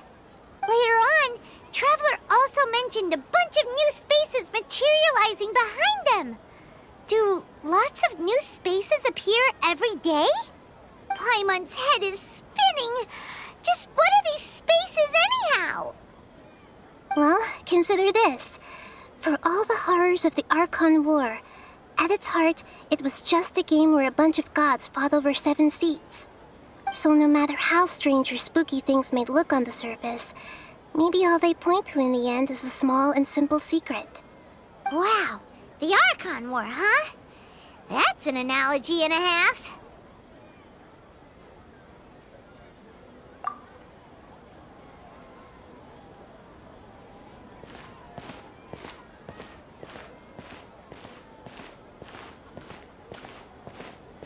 Hey, where are you going?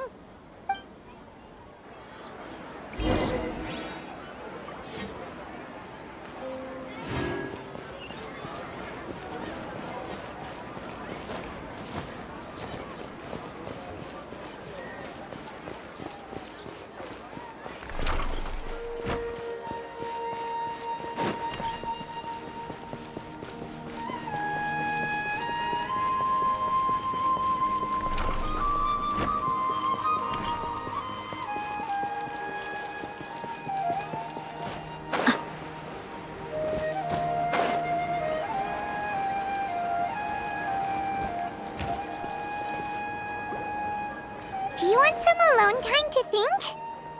Alright then, Paimon won't disturb you.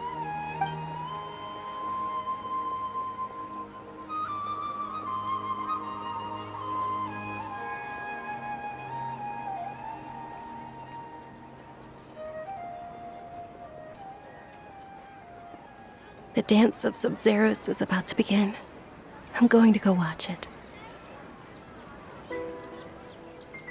Okay. Why don't you go ahead, Dunyarzad? We still have some other stuff to do first. Okay then. See you later. Have you figured it out yet, Traveler? Time is ticking away.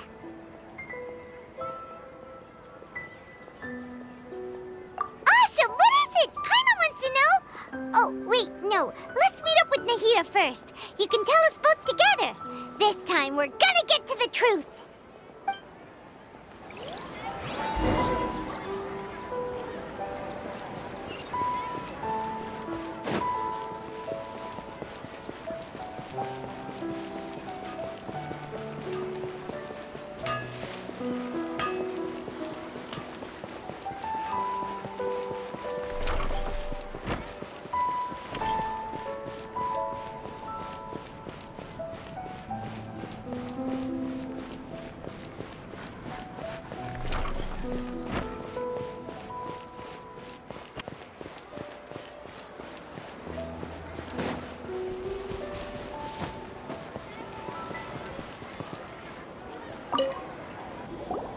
You're back!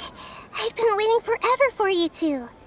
Judging by the looks on your faces, are you ready to take your Sabzeruz exam and graduate from the festival? Okay, first off, have you discovered the hidden truth?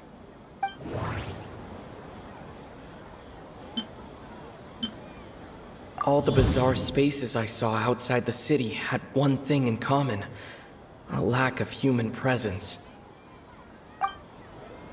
Those spaces remind me of dreams, like the one I had in the Avidia Forest, except these have no sign of human presence. The moon, illusions, and lies. What do they all mean?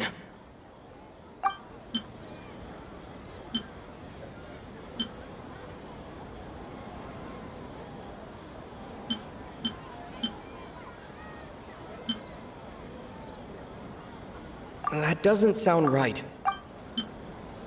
That doesn't sound right.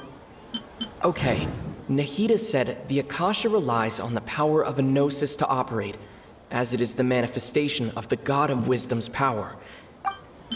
We've already experienced the Sabzeruz Festival many times, and the day of the festival seems to be in a perpetual samsara. People in Sumeru don't dream. What a strange phenomenon.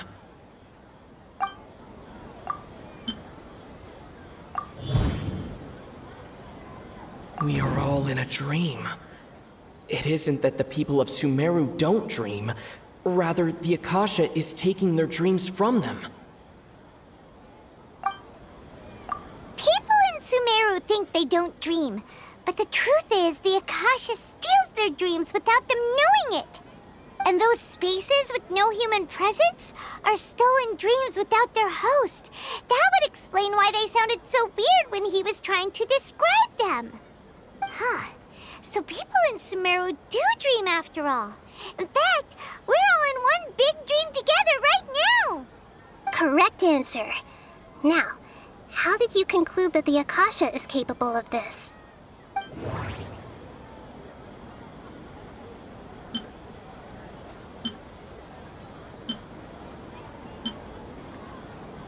It compiles the wisdom of the entire populace,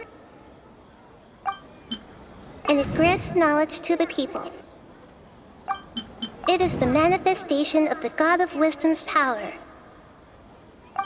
The Akasha relies on the power of a gnosis to operate. That doesn't sound right.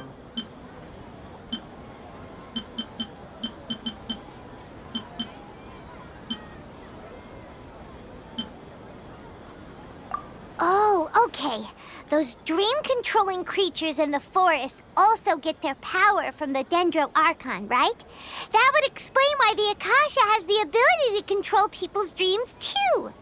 But is stealing everyone's dreams really how the Akasha compiles their wisdom? Isn't there anything more to it than that? Dreams are fantastical, complex, and full of imagination. People's brains are the most active when they're dreaming. In other words, dreams are rich bundles of human wisdom. So in other words, the complete opposite of how Hypatia understood it. Paimon remembers her saying that the sages think dreams are foolish delusions, and the fact that no one dreams is a blessing from Greater Lord Rukkhadevata. So it was all a dirty trick? The real story is that the sages from the Academia are using the Akasha to steal people's dreams for their own use, huh? Oh? By the sounds of it, you understand the current situation pretty well.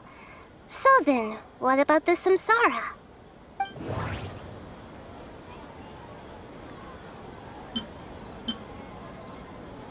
The Grand Sage said, "Go celebrate the birth of that god to your heart's content." Did he mean something more? My mind feels exhausted, even though I haven't done too much thinking. What is going on? We've already experienced the Sabzeruz Festival many times, and the day of the festival seems to be in a perpetual samsara. Those spaces kept disappearing before my eyes. But as soon as that beep sounded, many more spaces materialized. Those dreamscapes kept vanishing, but as soon as that beep sounded, more new spaces appeared. The beep is a prompt tone for Akasha operations. We still hear it every night, even though we removed our Akasha terminals.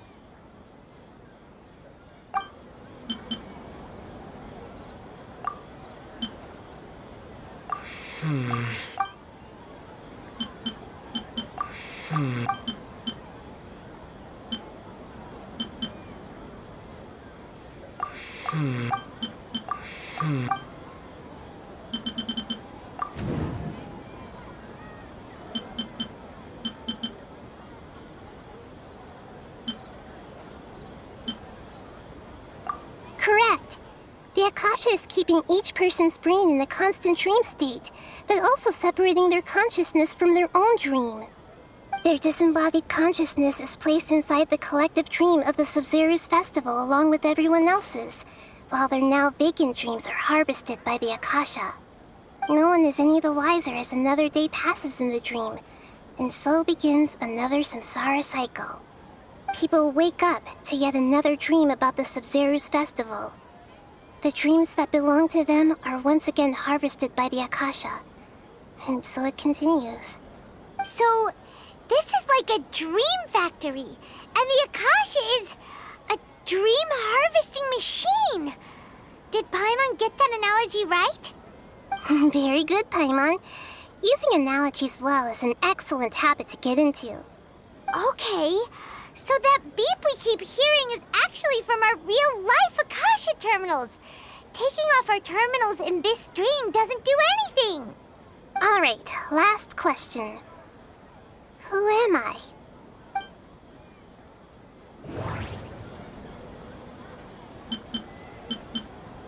They say that alchemical divination is the Dendro Archon's divine revelation.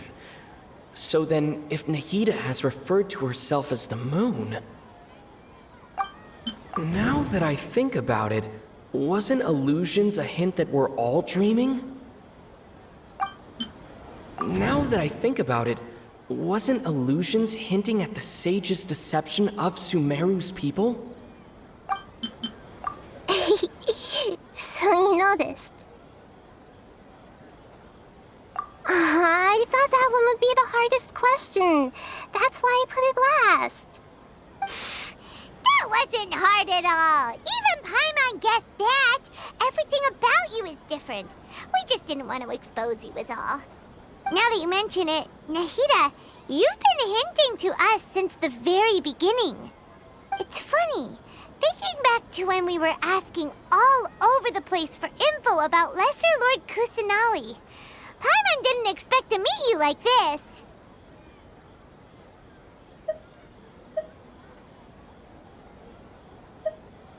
Yes, those can wait until we're back in real life. On the other hand, I'd be happy to answer any more questions you have about here and now.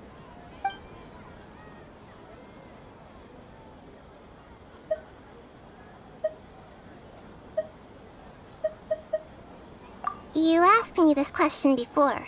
My answer was, it would literally blow your minds. Now that you know this is all a dream, this answer should hopefully make more sense. Have you heard the saying, don't wake a sleepwalker?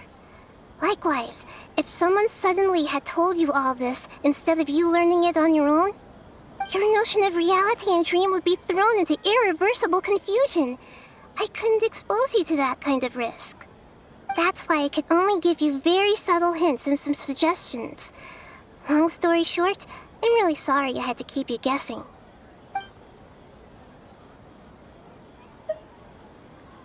Firstly, this dream we're in is completely based on reality. People have already experienced this Sabzeruz Festival, so it would be very difficult for them to find anything that strikes them as surreal. Secondly, you're probably wondering why people don't have any memories from earlier Samsara, right? That's because people don't remember their dreams most of the time anyway.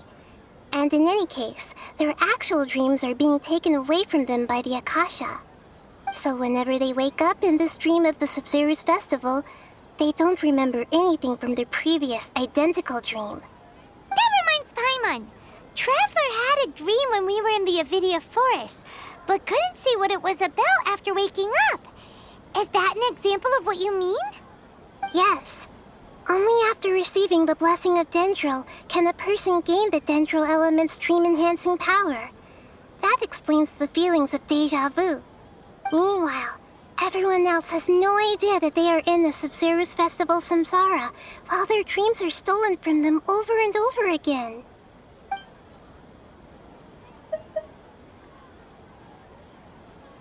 Can humans really keep dreaming forever like this? Will it ever end? And if so, when? We might say your mental fatigue has already answered this question. Eventually, there's only so much that people can tolerate. Especially those whose health is compromised to begin with, like Dunyarzad. This relentless exploitation takes an even harder toll on them. People's lives are at stake here, and nobody knows a thing! We've got to put a stop to this!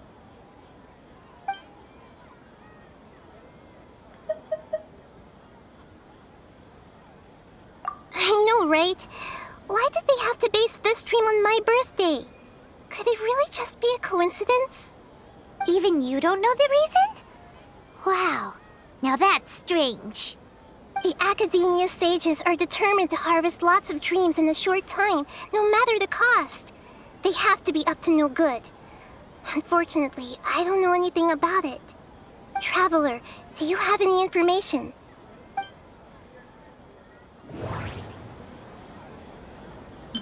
Okay, Nahida said the Akasha relies on the power of a gnosis to operate, as it is the manifestation of the God of Wisdom's power. It compiles the wisdom of the entire populace, and it grants knowledge to the people. The Grand Sage said, "Go celebrate the birth of that God to your heart's content."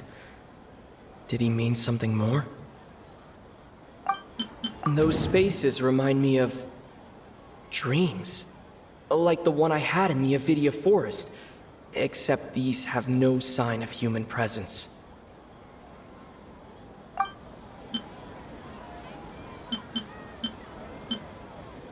That doesn't sound right. That doesn't sound right. Celebrate the birth of that god? Could it mean...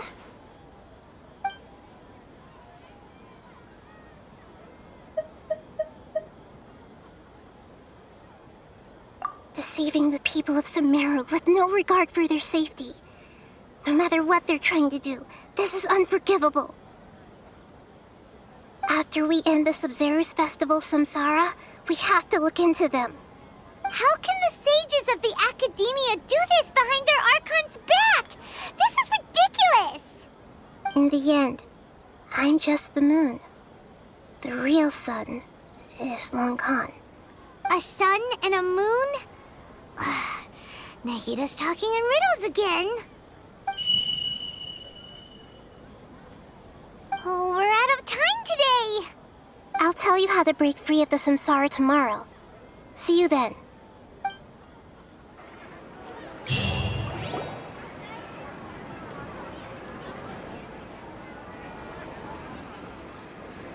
Good morning, Nahida. Wait. Now that Paimon remembers everything, should we instead say good morning, Lesser Lord Kusanali? Hey! What's wrong, Nahida? You don't look too good. I'm afraid that what you're thinking right now is correct.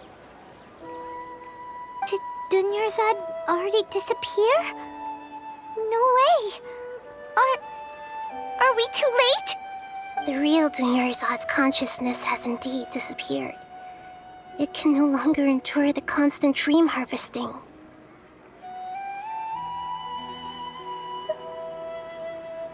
Paimon can't believe it.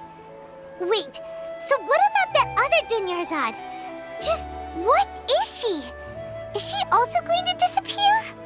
She's actually something like a puppet, but not completely. The real Dunyarzad's consciousness could no longer keep playing her role in this dream. So another Dunyarzad appeared to replace her in the dream. Just like the grass and the trees, that Dunyarzad is just a building block of the dream that helps to keep it going. But personality-wise, she's nothing like the real Dunyarzad. Puppets are stiff and can't copy a living person's vitality. After all, they're just there as filler. You know, speaking of which, the old Dunyarzad might not have been too different from a puppet. Dunyarzad truly believed that she met you within her consciousness, and it was you who inspired her. So you do remember her after all. Yes. Back then, her family was overly protective of her. No one cared about her personality or thoughts. It was as if she only lived to stall her Elazar. I just gave her a little wisdom so she could look at life in a new way. So that she could be her own person. But even so, she's still...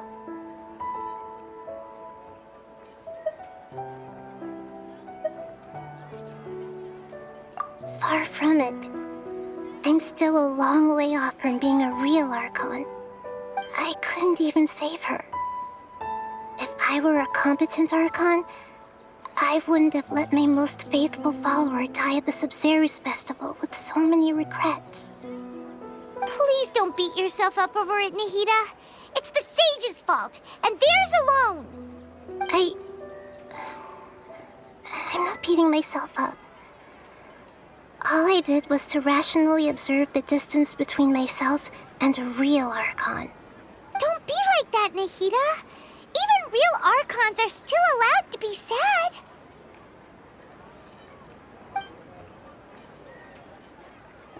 To prevent more tragedies like this, we must end the Samsara as soon as possible. Great, but how do we do that? Although the Sabzeruz Festival dream is under the Akasha's control, only humans can dream. Even the Akasha is unable to create them. That means this dream belongs to a host who created it.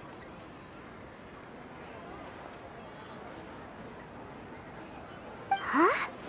So, how should we find that person? Well, if this is someone's dream, then everything here must come from deep within their consciousness. Which means, with the power of imagination, they can change anything in this dream. Imagination? What do you mean by that? Imagination means breaking through what you perceive as normal. Like when a server at a tavern brings a plate to you, you'd naturally assume that food is on it. However, if you're the dream's host and you become aware that you're dreaming, when you imagine gold and more on the plate, the dream will respond in kind, and the server really will bring you gold and mora. But right now, our host is unaware that this is a dream. No matter how many times they're served, it will always be food. Find some way to make that person realize that they're dreaming.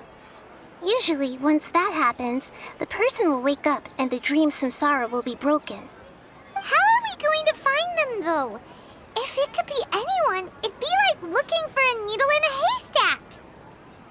And even if we did find them, how are we supposed to make them realize they're dreaming? After all, like you said, don't wake a sleepwalker. It's extremely difficult, yes. But the only ones who can do it are you two. Remember, everything you've achieved up to this point has all been for the sake of finding the host and ending the samsara. As for me, during this time, I'll be out of town. Out of town? Are you going to that place full of dreams where the traveler went? Yes. I want to try something. There must still be a small wisp of possibility. Hurry and go. Dreams are supposed to be fantastical, romantic, and full of pleasant surprises. Unnecessary things like this samsara need to end. Paimon's still a little upset that we've come this far only for Dunyarzad to... She was such a good person, with such a simple wish. But fate was against her. Yeah, saving Dunyarzad is what kept us going this whole time. But we mustn't lose hope, Traveler. Dunyarzad would definitely want to see us save everyone else. So let's break the samsara for her sake. Paimon's wondering, do you think the sages would get one of their own to be the host of this dream? Feels like it would be easier to control it that way, no?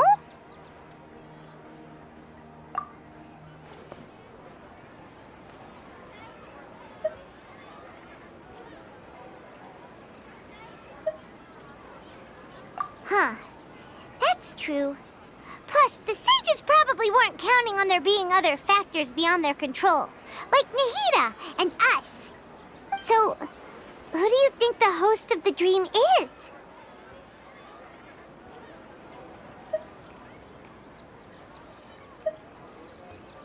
Oh, that would make sense! Ferris, the Knight of Flowers, is a symbol of the whole Sabzeruz Festival, right? Pretty core character. Let's go ask him some questions, shall we?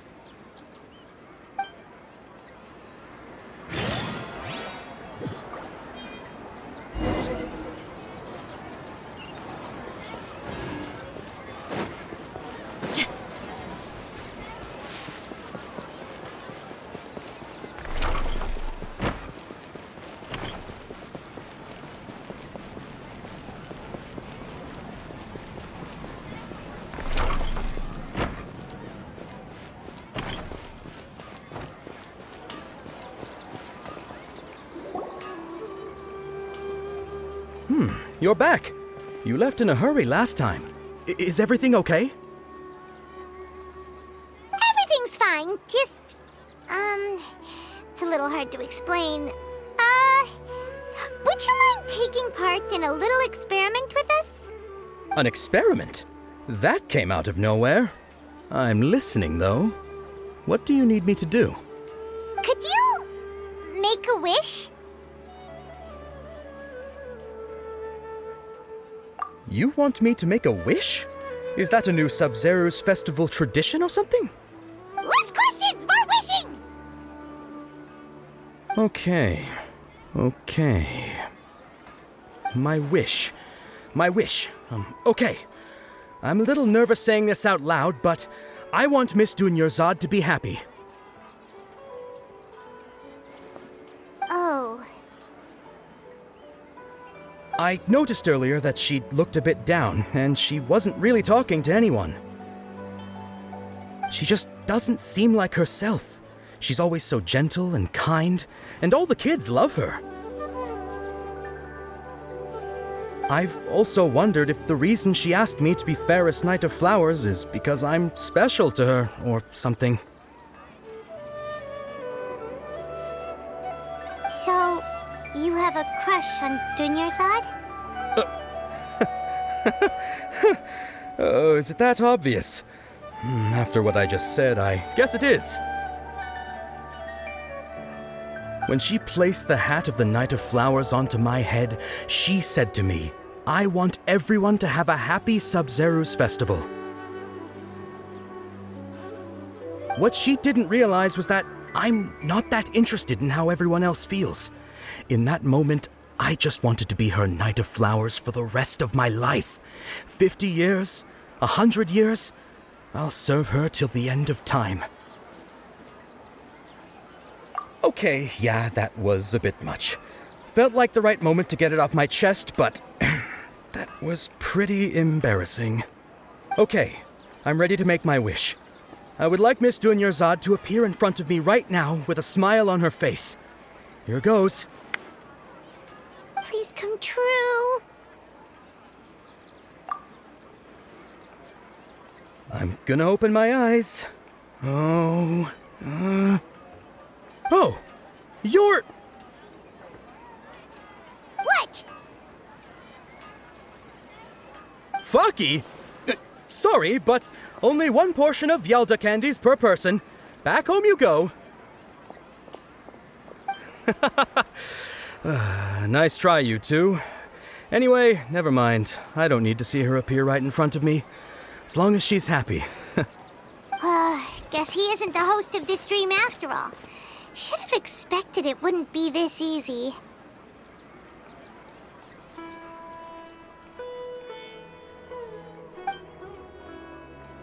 It seems like everyone who knows Dunyarzad loves her, but none of them has any idea that she...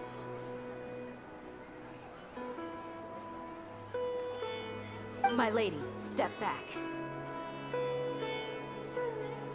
That sounds like Dia! Oh, right. This is when Dunyarzad bumps into the kidnappers. Huh? But Dia can handle them. Hey, Traveler!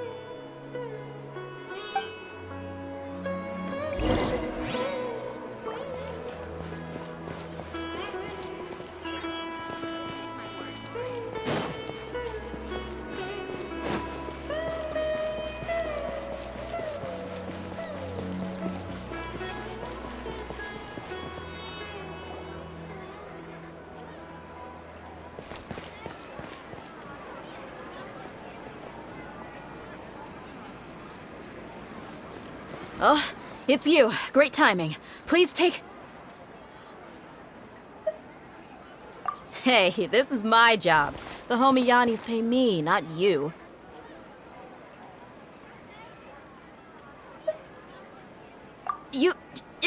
Fine, alright. Knock yourself out. Why are you so worked up anyway? It's not like I don't trust your fighting skills. Anyway, watch yourself.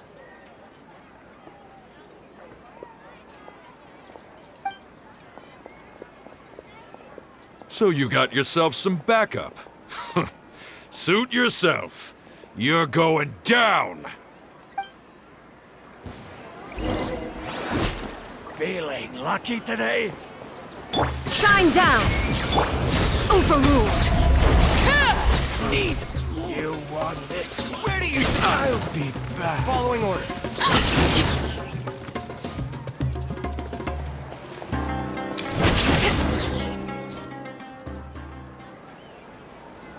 Traveler, were you just taking your anger out on those guys?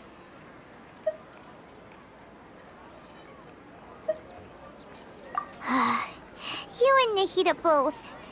Dunyarzad wouldn't want to see you two like this. Oh, and speaking of her, Paimon just remembered something. Remember how during the first Sabzeruz Festival, before the Samsara started, we came here with Dunyarzad because she wanted to pick something up?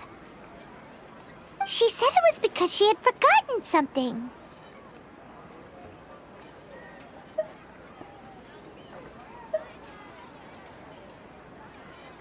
Okay, so Paimon's memory is working so far. Anyway, Paimon also remembers that she is staying somewhere around here. She pointed it out to us the night before the Sabzeruz Festival. Yeah, even if it's only a tiny clue, it'll probably still help us more than this needle in a haystack search.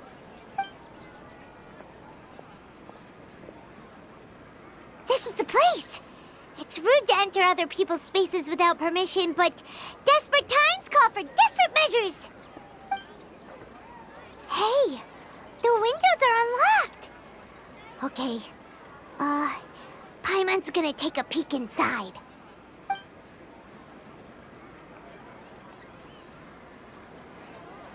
This was only a temporary residence, so there was pretty much nothing inside except this book on the table. Should we open it?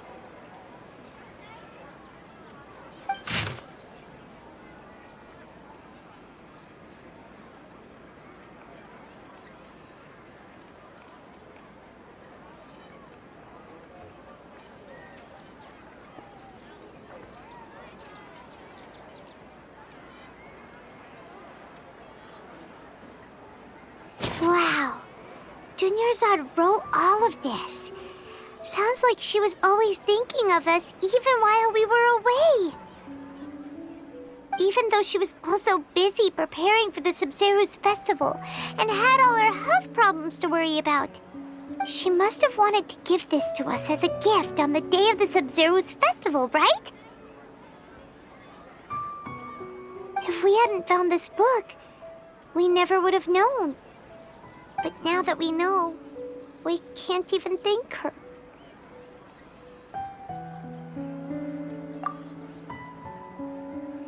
Hey! Where are you off to now?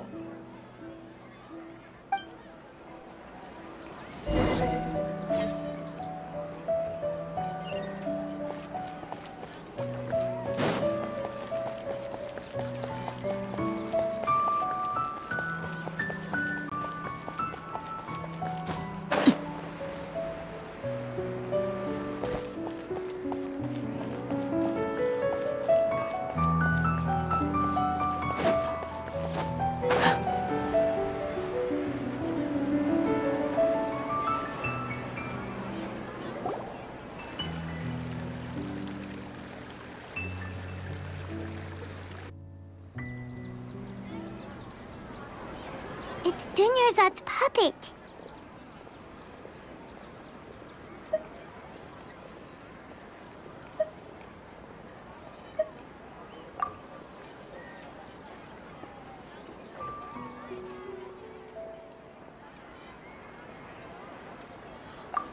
Traveler? You must be exhausted. Come to think of it, we've been stuck in this place for a really, really long time. Heck, even the last time we were chatting happily with Dunyarzad feels like an eternity ago.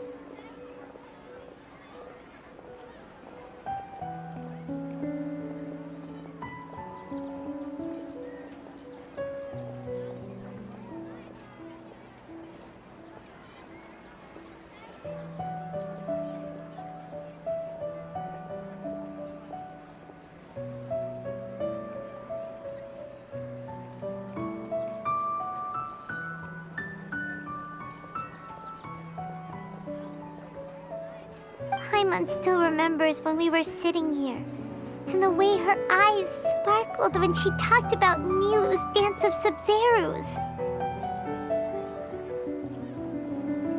There will always be frustrations in life, but I know that the point of living is not to leave behind any regrets.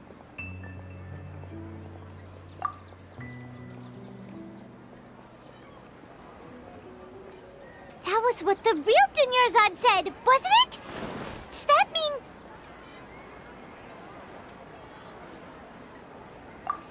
Yes, Traveler. What is it? Oh, so she's still just a puppet. But just now, how come... What? Where are we going this time?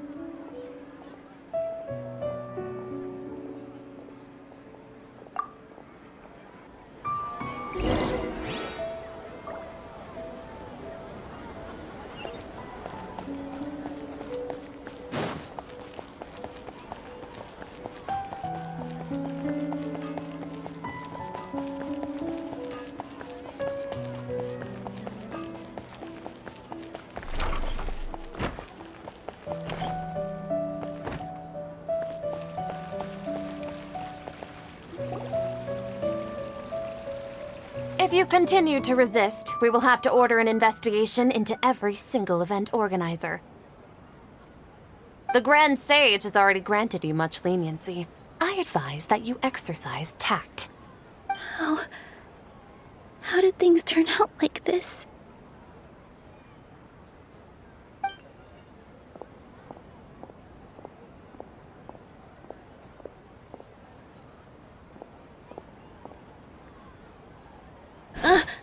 Traveler? You don't have to get involved. He's a sage from the academia. I don't want to drag you into this. Traveler? Traveler? What the heck are you doing? If you get arrested by the academia, that's another day gone to waste!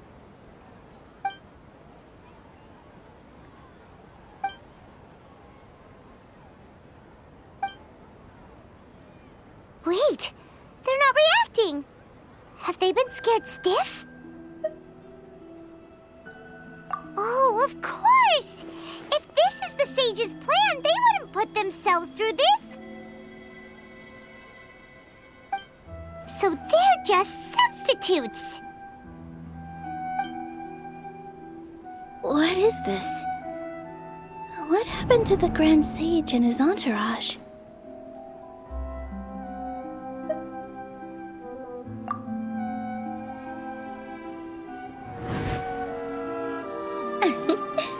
Like I said, they symbolize the goddess of flowers. It's just a shame that all the real Padisaras went extinct after her death. Yes. The Greater Lord brought forth new Padisaras in memory of the goddess of flowers. But she ultimately could never truly replicate that beautiful shade of purple.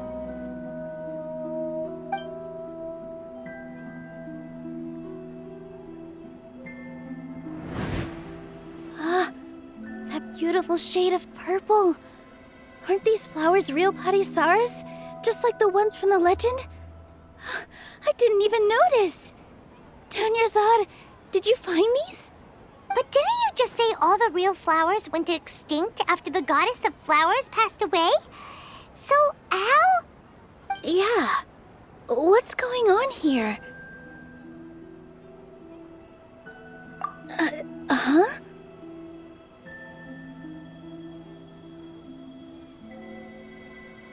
You guys are acting weird.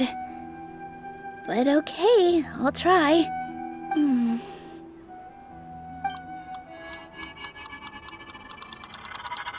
Hey!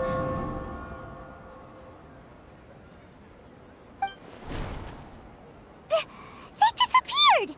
So Nilu's the host! What a surprise!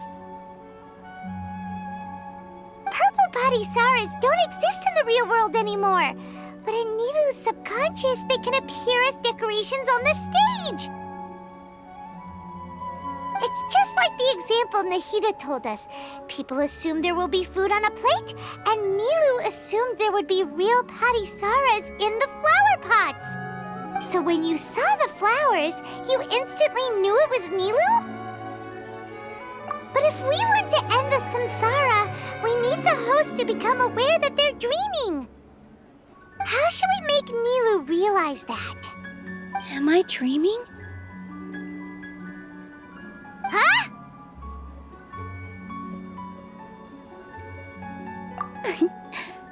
So I'm right. Is this Lesser Lord Kusanali responding to our celebration of the Sabzeruz Festival? Wrong guess, but you aren't completely wrong either.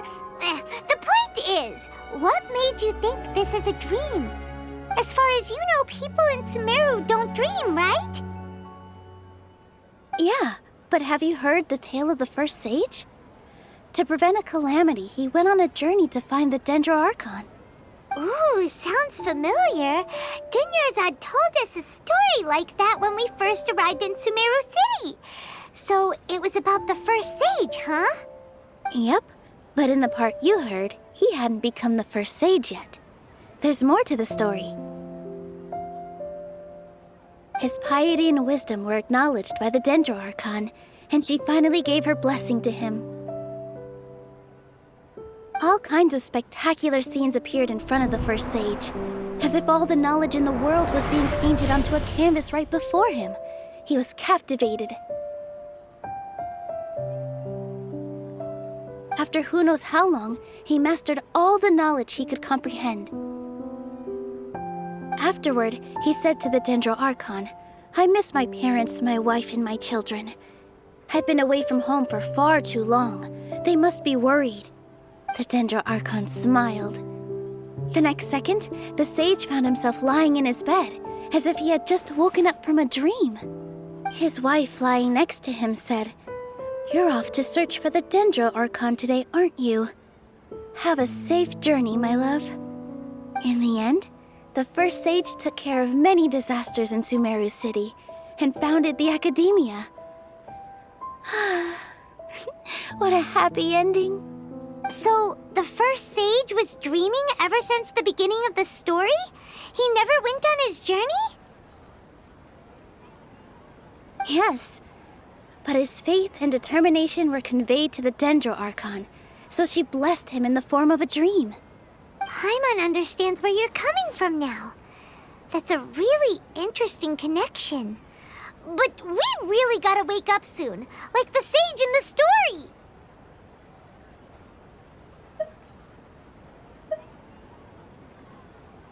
I see.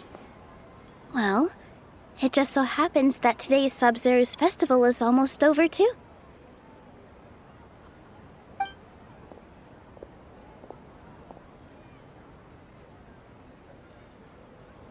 Since we're in a dream, let's make this final dance of Sabzeruz as beautiful as we can.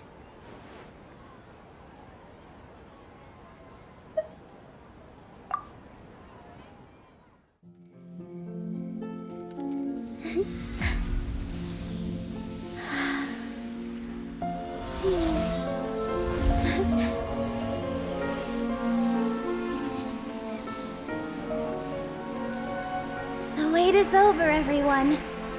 I dedicate this to our god, the dance of Sabzeruz.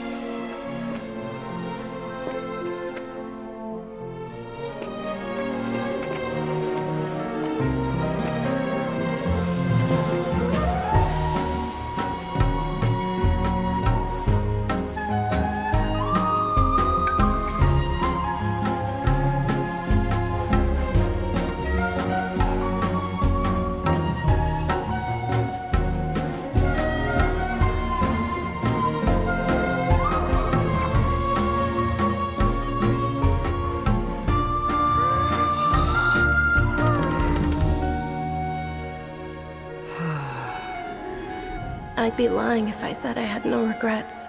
I would have loved to see Nilou's dance.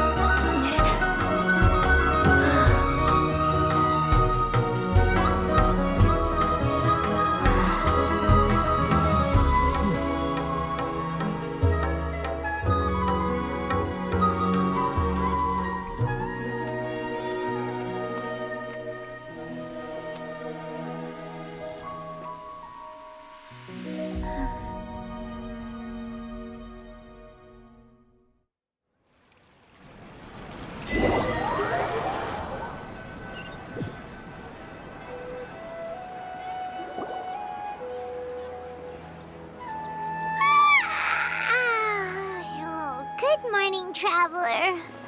Oh, Paimon feels like she's been asleep for the longest time.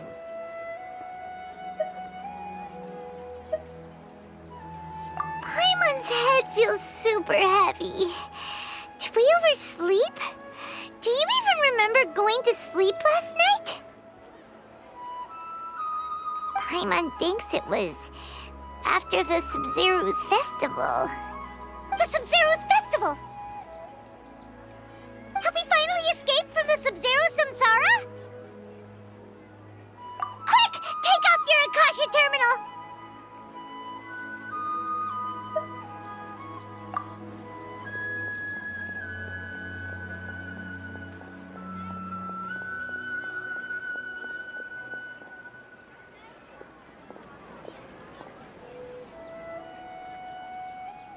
She's not in her room. What happened? Huh? What usual spot?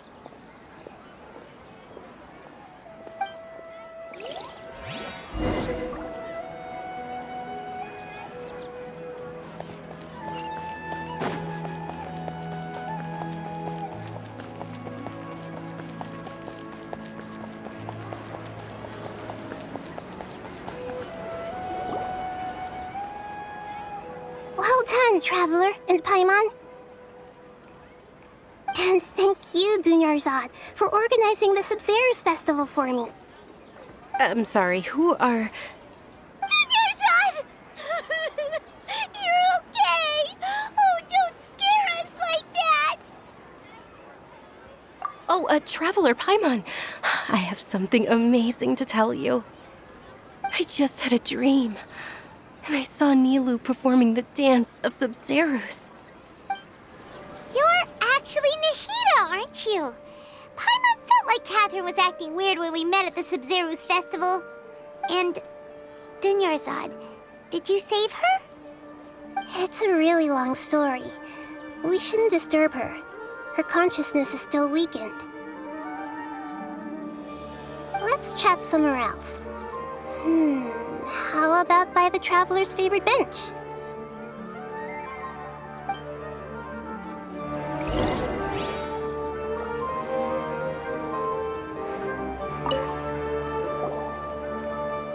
What's going on? Why are you two so excited to see me? Hasn't it only been a night? It's actually been much longer than that. Oh? Strange. Was I really asleep that long? No wonder I have such a headache.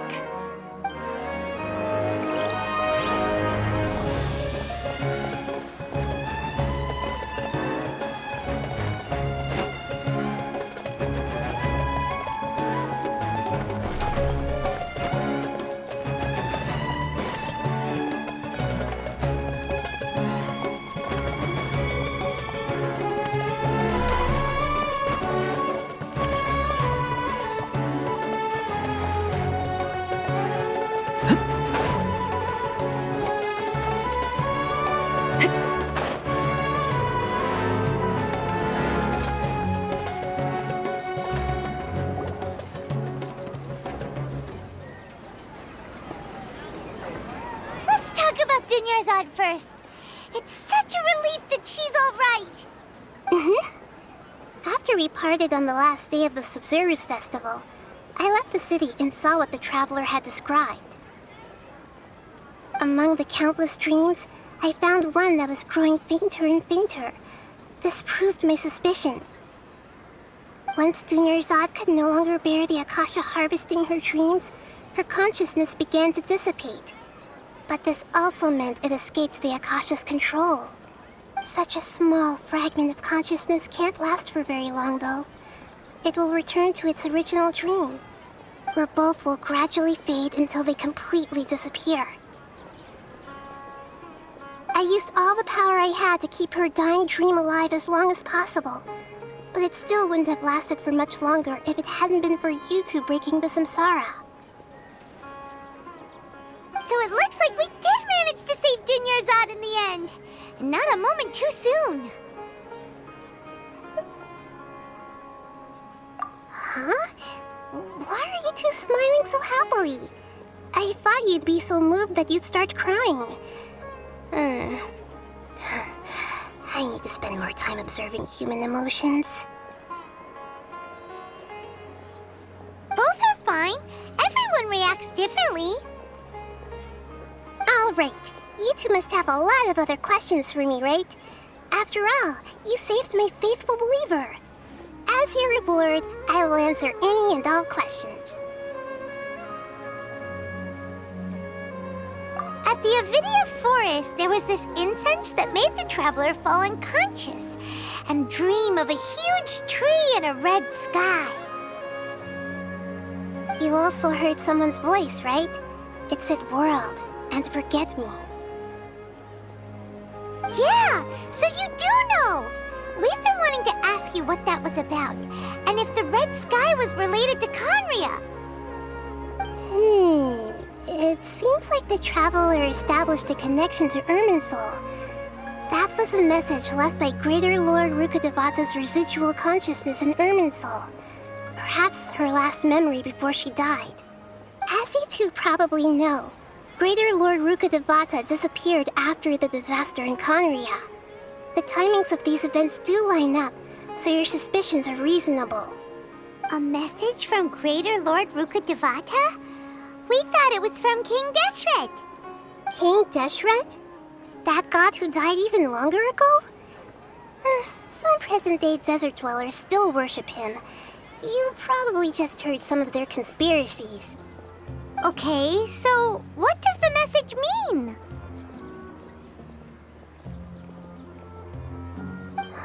I still haven't managed to decipher it.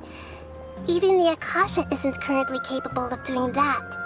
Greater Lord Rukkhadevata's residual consciousness in Irminsul seems to be contaminated with something that has a very dangerous aura to it. Many devoted scholars go mad as soon as they connect their consciousness. I've warned the Academia about this many times, but people still keep falling victim to it. But I believe this is the key to saving Irminsul. That's why I've kept trying to decipher it. So the tree in the vision was Irminsul? Oh, Tainari also said that Irminsul is sick! Is it because of the contaminated consciousness? But even if you can't figure out what that vision was all about, it seems like our search for you was all in vain. The traveler wasn't affected after coming in contact with that consciousness. I've never seen anyone like that. With you here, we may have a chance at deciphering it. No, we must decipher its secrets. I've already eliminated all other factors that might affect Irminsul. This is the only one left. This puzzle has life and death at stake. It could determine Irminsul's fate, as well as Tevat's. To be accurate, I'm using the Akasha as a medium to occupy Catherine's consciousness. How did you do that? Poor Catherine. Does this mean you can also occupy other people's consciousnesses? Theoretically, I can enter anyone's mind as long as they're wearing their Akasha terminal. The Akasha is the legacy of Greater Lord Rukkhadevata. As Lesser Lord Kusanali and the first Akasha terminal, my consciousness has always been linked to the Akasha. I've always respected my people's free will, so I've never actually occupied their consciousness. When necessary, I just borrow this bionic Snezhnayan puppet. Hold on. Did we just learn some deep, dark secret? So Catherine is... No wonder Paimon felt something was off about her. What about your own body? Why do you need to borrow other people's? Don't you live in the sanctuary of Surasthana? That story begins a long time ago. After Greater Lord Rukkhadevata disappeared, the sages found my newly born self and took me back to Sumeru. At that time, I was young and weak. The sages kept me in the sanctuary of Surasthana, ostensibly for the sake of protecting me. But I've hardly heard from them since. However, I do understand that they had hoped to find Greater Lord Rukkhadevata instead of me, a symbol of her passing. So, the sages basically put their new Archon under house arrest? How dare they! Why don't you teach them a lesson, Nahida? In some ways, they aren't wrong. Greater Lord Rukkhadevata was omniscient and omnipotent. Even after her death, the Akasha is still empowering this nation. And I'm still really far away from being able to call myself the God of Wisdom. Moreover, the Academia is also more proficient at governing this country. My existence has little meaning. Yeah, you got a lot of believers. Just look at the Sabzeruz Festival. Everyone who showed up truly loves you. Thank you for the kind words. But I honestly don't need physical freedom as long as I can connect my consciousness to the Akasha. Trying to find a way to save Irminsul is my life's mission and top priority. I will work on that, and try to live up to being a deity in the meantime. Every once in a while, I will also take up the duties of the God of Wisdom and enlighten a lost soul here and there. Doing all that should be enough. There's never been any big problems with the Academia's governance of Sumeru. This is the first time I've seen them step out of line. I wonder what caused them to go down this path, and what they hope to achieve. Even though the city's residents haven't noticed anything strange, if the Traveler hadn't broken the Sabzeruz Samsara, the situation could have become dire. I tried to do some investigating in the Akasha, but I couldn't find anything suspicious, and all the people of interest seem to purposely avoid wearing their Akasha terminals. I think they're deliberately trying to hide something. Oh, that reminds Paimon. In Gandharvaville, there was a sage who had invited Tainari to join some kind of project. Could it be related? Regardless, I need to first investigate the sage's motives, make things right, and punish them if needed. But I'll have to be discreet, or they'll see me coming. You mean how the Akasha stops you from having dreams? Yeah, it's been such a long time. No one's noticed something's up? It's not that no one noticed. It's more like no one cared. Ultimately, it's all rooted in the sage's misdirection. Misdirection? The sages convinced everyone to believe that being unable to dream is a sign of rationality and wisdom. Not dreaming is a badge of honor in Sumeru. Even if the truth is that their dreams are being reaped by the Akasha. With their propaganda in place, the sages can maximize their use of the Akasha to facilitate their research. Besides, Greater Lord Rukkhadevata must have created the Akasha in the hopes that it could be used to its full potential. That's why I've never come out strongly against this. Anyway, the perspective advocated by the sages drowned out any voices of doubt. By now, even those who never use Akasha terminals find it too shameful and embarrassing to talk about their dreams.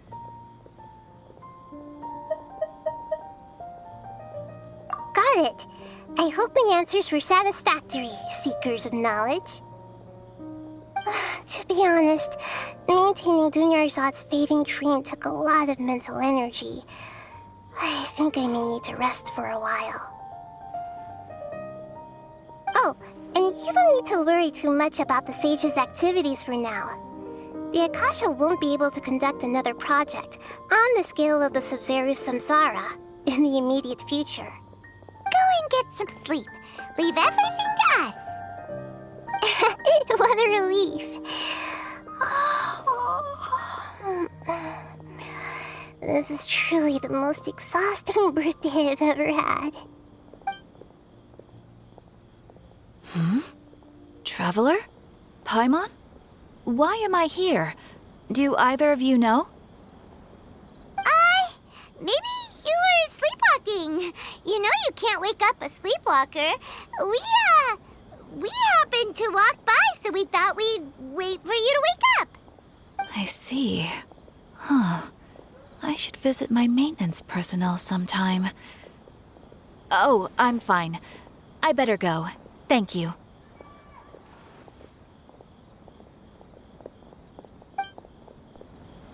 We've spent quite some time in Sumeru City, but ever since we last said goodbye to Lesser Lord Kusanali, we haven't heard anything from her. Oh, we can't just keep waiting around like this. Let's go find Catherine and pick up some work so we can at least keep ourselves busy.